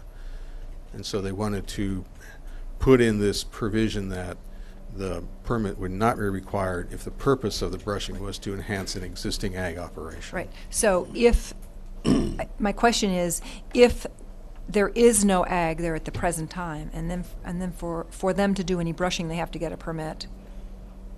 That's correct. Okay. The Mountain Escalita zone is not a primary agricultural zone. Right. It's Okay. it's reserved for those portions where ag is really typically not a viable use. Right. Okay. Anything else? That's all I got. Okay. Commissioner Cooney. Sorry. I sense that the potential for missing something important in here exists, even though I haven't quite found it yet. But what I hear you saying is that in the Mountain Escalita area, this exemption for disking or rotary shredding will still apply to activities as opposed to development if there's a determination by the building official in consultation with the ag commissioner that it's related to the expansion or enhancement of agriculture. Did I state that correctly? Yes, I believe that's fair. Okay, so how would that actually work? It's an exemption from a requirement for a permit. So basically, if I've got land up there and it's already in agriculture and I want to clear some more land in which to grow some grapes or avocados or something, I just do it. I don't get a permit. And it's only if the building official is notified by a complainant or a neighbor or someone that can see this from far away that the county gets involved in that process. Mr. Chair, members of the Commission, it's worded as an exemption to the exemption, basically, for property within the MT Gall area. So, I mean, your point is well taken in that if somebody's reading through an ordinance and spies a list of exemptions, then pretty much that implies that they don't need to come down here and check with us in order to determine for certain that the project is exempt or not exempt. Well, the complaints of which I'm aware have to do with people raising concern that there are areas of clearing. They're not sure, what it is that's being cleared. They just know they couldn't see it before, and now all of a sudden they can see it. And as I understand, to simply require all brushing to be subject to a permit requirement is opposed by the agriculture community on the basis that some of this is just routine ag work that isn't causing a problem. We're not going into the chaparral and tearing it down unless it happens to be related to an existing ag operation, which case, or these other exemptions you mentioned before, the fire department's requiring a break of some kind, and I've got concerns about that on a different level. But what bothers me about this is that the work gets done first, the damage is done to the surrounding chaparral, and only then does it come to the attention of the county for any determination of whether it was exempt or not. So it's contrary to our usual process, which is come in for a permit and we can fit it within an exemption or not, but at least we know about it before it happens so we can respond to the concerns of our constituents. And if I'm misreading this or giving it undue attention, please straighten me out on it. But these are the concerns I've had in my area, not in Mountainous Goleta, but in Mountainous Toro Canyon, where there has been similar large clearing. And I could see the potential for the argument that it was related to agriculture because there's a garden growing on the property somewhere else. Mr. Chair and members of the commission, the way the amendment to Chapter 9A is worded, first, it only addresses the MT Gall zone, so it wouldn't address other portions of the county. There would have to be separate amendments to take care of those concerns. And the way it's written, the way I wrote it was that there's the basic exemption from the requirement to obtain a brushing permit, and I'm looking at actually the first page of Attachment C, the actual ordinance language, which says the removal or destruction of vegetation by ag preparation methods known as disking, rotary shredding, or chemical means, or by hand tools. This is one of the listed exemptions from the need to get a permit. It then says, however, on parcels that are zoned MT Gall, said removal or destruction of vegetation by ag preparation methods shall be subject to the provisions of this chapter 9A, meaning it has to get a brushing permit, as determined by the building official, unless, as determined by the building official in consultation with the ag commissioner, the purpose of the vegetation removal is for the enhancement of existing agriculture. So the way I understand this to read, and the way I tried to write it to read, is that the exemption does not apply unless the building official and the ag commissioner has determined that this brushing is for the enhancement of agriculture. So somebody would have, if they wanted to do large-scale brushing, would have to come down here, get that determination as to whether they were exempt or not, and then proceed from that basis. Is this project going to cost the county any money at all? Or is it all borne by the people who apply? I did check with the person in the Building and Safety Division that has handled the brushing permits under Chapter 9A for the past many years. He informed me that this is not one of the more popular permits, but it is a permit that has a fee associated with it, so that the person requesting the, at least if they have to get a brushing permit, they would have to pay that fee. If they're just trying to get a determination, if they're doing active, if this is for active agriculture, then there's really no fee. The reason I bring that up is because this large project that we have on 154, the Vermont project, I forget the name of it, the preserve at San Marcos, 350 some acres. I'm sure there's going to be a lot of brushing there, and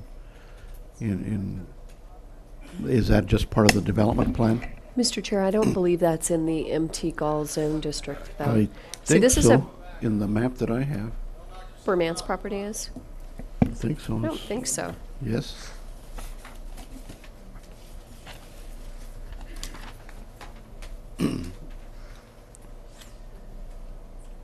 That's, anyway, I colored the lines because I couldn't tell where things were. I'm sorry for the quality of the exhibit. Actually, this is... the line seems to indicate that it crosses across 154. Mr. Chair, let's just presume that it is in the MT Gall Zone District, just for the sake of argument. If it were, and they were doing brushing that wasn't contemplated as part of their permit, they'll be in a grading permit context. I guess that's the short answer. They're not going to be in a situation where they're just going to be removing vegetation. They have extensive conditions associated with that development, and we'll be doing some site grading to accommodate residential development, but I don't think this will be applicable. Okay. All right. At this time, we'll open the public hearing. Anybody who wishes to speak, would you please rise and come before? Seeing the rush. All right, we'll close the public hearing. We'll bring it back to the staff. We'll bring it back to the Planning Commission. This is a county-wide project. It's kind of a housekeeping thing in many ways. What's the wishes of the commission? Commissioner Brown. Mr. Chair, just to remind you, we did get one email. Yes, you we saw did. That. Okay, fine. Yes. I think this is a second district item. It's all county, but it's second and third, I think. Is it both? The amendment is county-wide, and that okay. it actually amends the section 35-1 of the Chapter 35 of the County Code. The actual effect of the ordinance would only apply within the second and third districts, however. Okay. Well, unless anybody else has any comment I or don't questions. see any lights lighting up. I'll make Don't a be motion. shy. Commissioner Smizer, did you want to speak? I have a before we question go? actually for staff.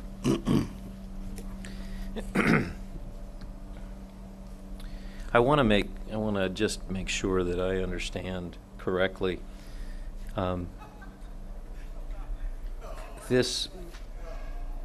Will this permit go to, and I apologize if you've already mentioned this. You can just tell me that you've already spoken about it, but you could answer the question too, though. Will this go to fire safety at all? Mr. Chair, Commissioner Smizer, which permit are you referring to? I'm talking about the actual, you've indicated here that there's going to be some removal, that the purpose of this is to get a permit for brush removal. Brush removal is oftentimes done for fire prevention and safety, even in agricultural zones. And so I'm wondering if this is going to all dovetail with the fire prevention and safety brush removal, and whether it's been vetted with the county fire department. Mr. Chair, Commissioner Smizer, this amendment has not been reviewed by the county fire department. Typically, they would not be involved in the review of brushing permits, even though the purpose of the brushing may be for fire protection reasons. I would note that within the other exemptions in Chapter 9A, it does allow you to do brushing without the need for a permit of up to 5 acres in size, and typically that's sufficient to provide whatever vegetation clearance is required around structures. So that would take care of most of the necessity, or most of the brush removal that the fire department would like to see for. I think county council found something. For purposes of suppressing wildland fire. And I believe there's also another exemption in Chapter 9A that talks about the removal of vegetation as directed by the fire department. So those two things in combination, I believe, would work to allow for the brush removal to occur, provided the purpose of that is to, again, reduce the fire danger. Okay. But I'm going to go back to but the county fire really hasn't looked at this? No?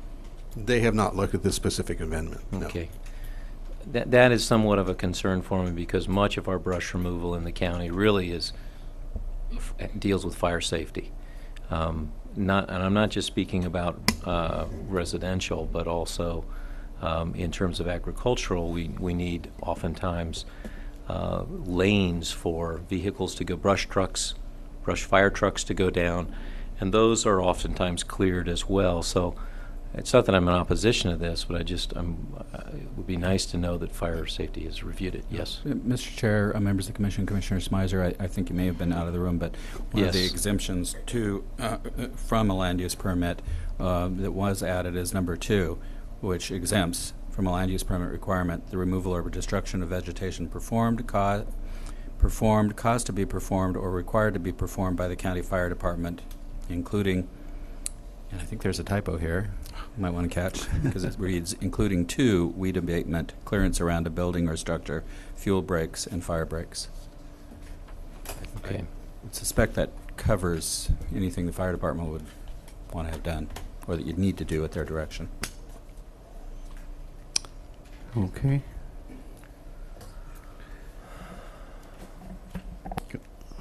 All right, and with that, Commissioner Brown? Yeah, with that, Mr. Chair, I'm ready to make the following motion, that the Commission adopt the findings for approval of the proposed ordinance and recommend that the Board of Supervisors also adopt the findings for approval. In Attachment A, recommend that the Board of Supervisors find that this ordinance is categorically exempt from the California Environmental Quality Act pursuant to Section 15061B3 of the Guidelines for Implementation of CEQA. And lastly, recommend that the Board of Supervisors adopt 06 Ordinance 04, an amendment to Chapter 9A brush removal, southeasterly coastal area and coastal zone in Section 35-1, the County Land Use and Development Code of Chapter 35 zoning of the Santa Barbara County Code. As corrected. As corrected. All right. Do we have a second? Nobody wants to second that? I'll second it. Oh, Commissioner Boyson? All right, before we ask the question, Commissioner Cooney, you have a comment? Yes, thank you, Mr. Chair. I just wanted to clarify that I'm going to vote against the motion on the basis of the language as it's presently written, simply because I'm concerned about the process. I'm concerned that the language will permit, in fact, encourage landowners to do the clearing first and have the determination of whether it's exempt or not made afterwards. And I'd rather have some review process take place as a requirement to qualify for the exemption. Thank you. All right. Ms. Contreras, could you call the roll? Commissioner Boyson? Aye. Commissioner Brown? Aye. Commissioner Cooney? No. Commissioner Smizer? No. Commissioner Valencia? Aye. Vote carries 3-2. All right, thank you. And with that, the Planning Commission has completed its work for today. Thank you very much, and we'll see you at ethics training if you're scheduled to go. Thank you. Good night.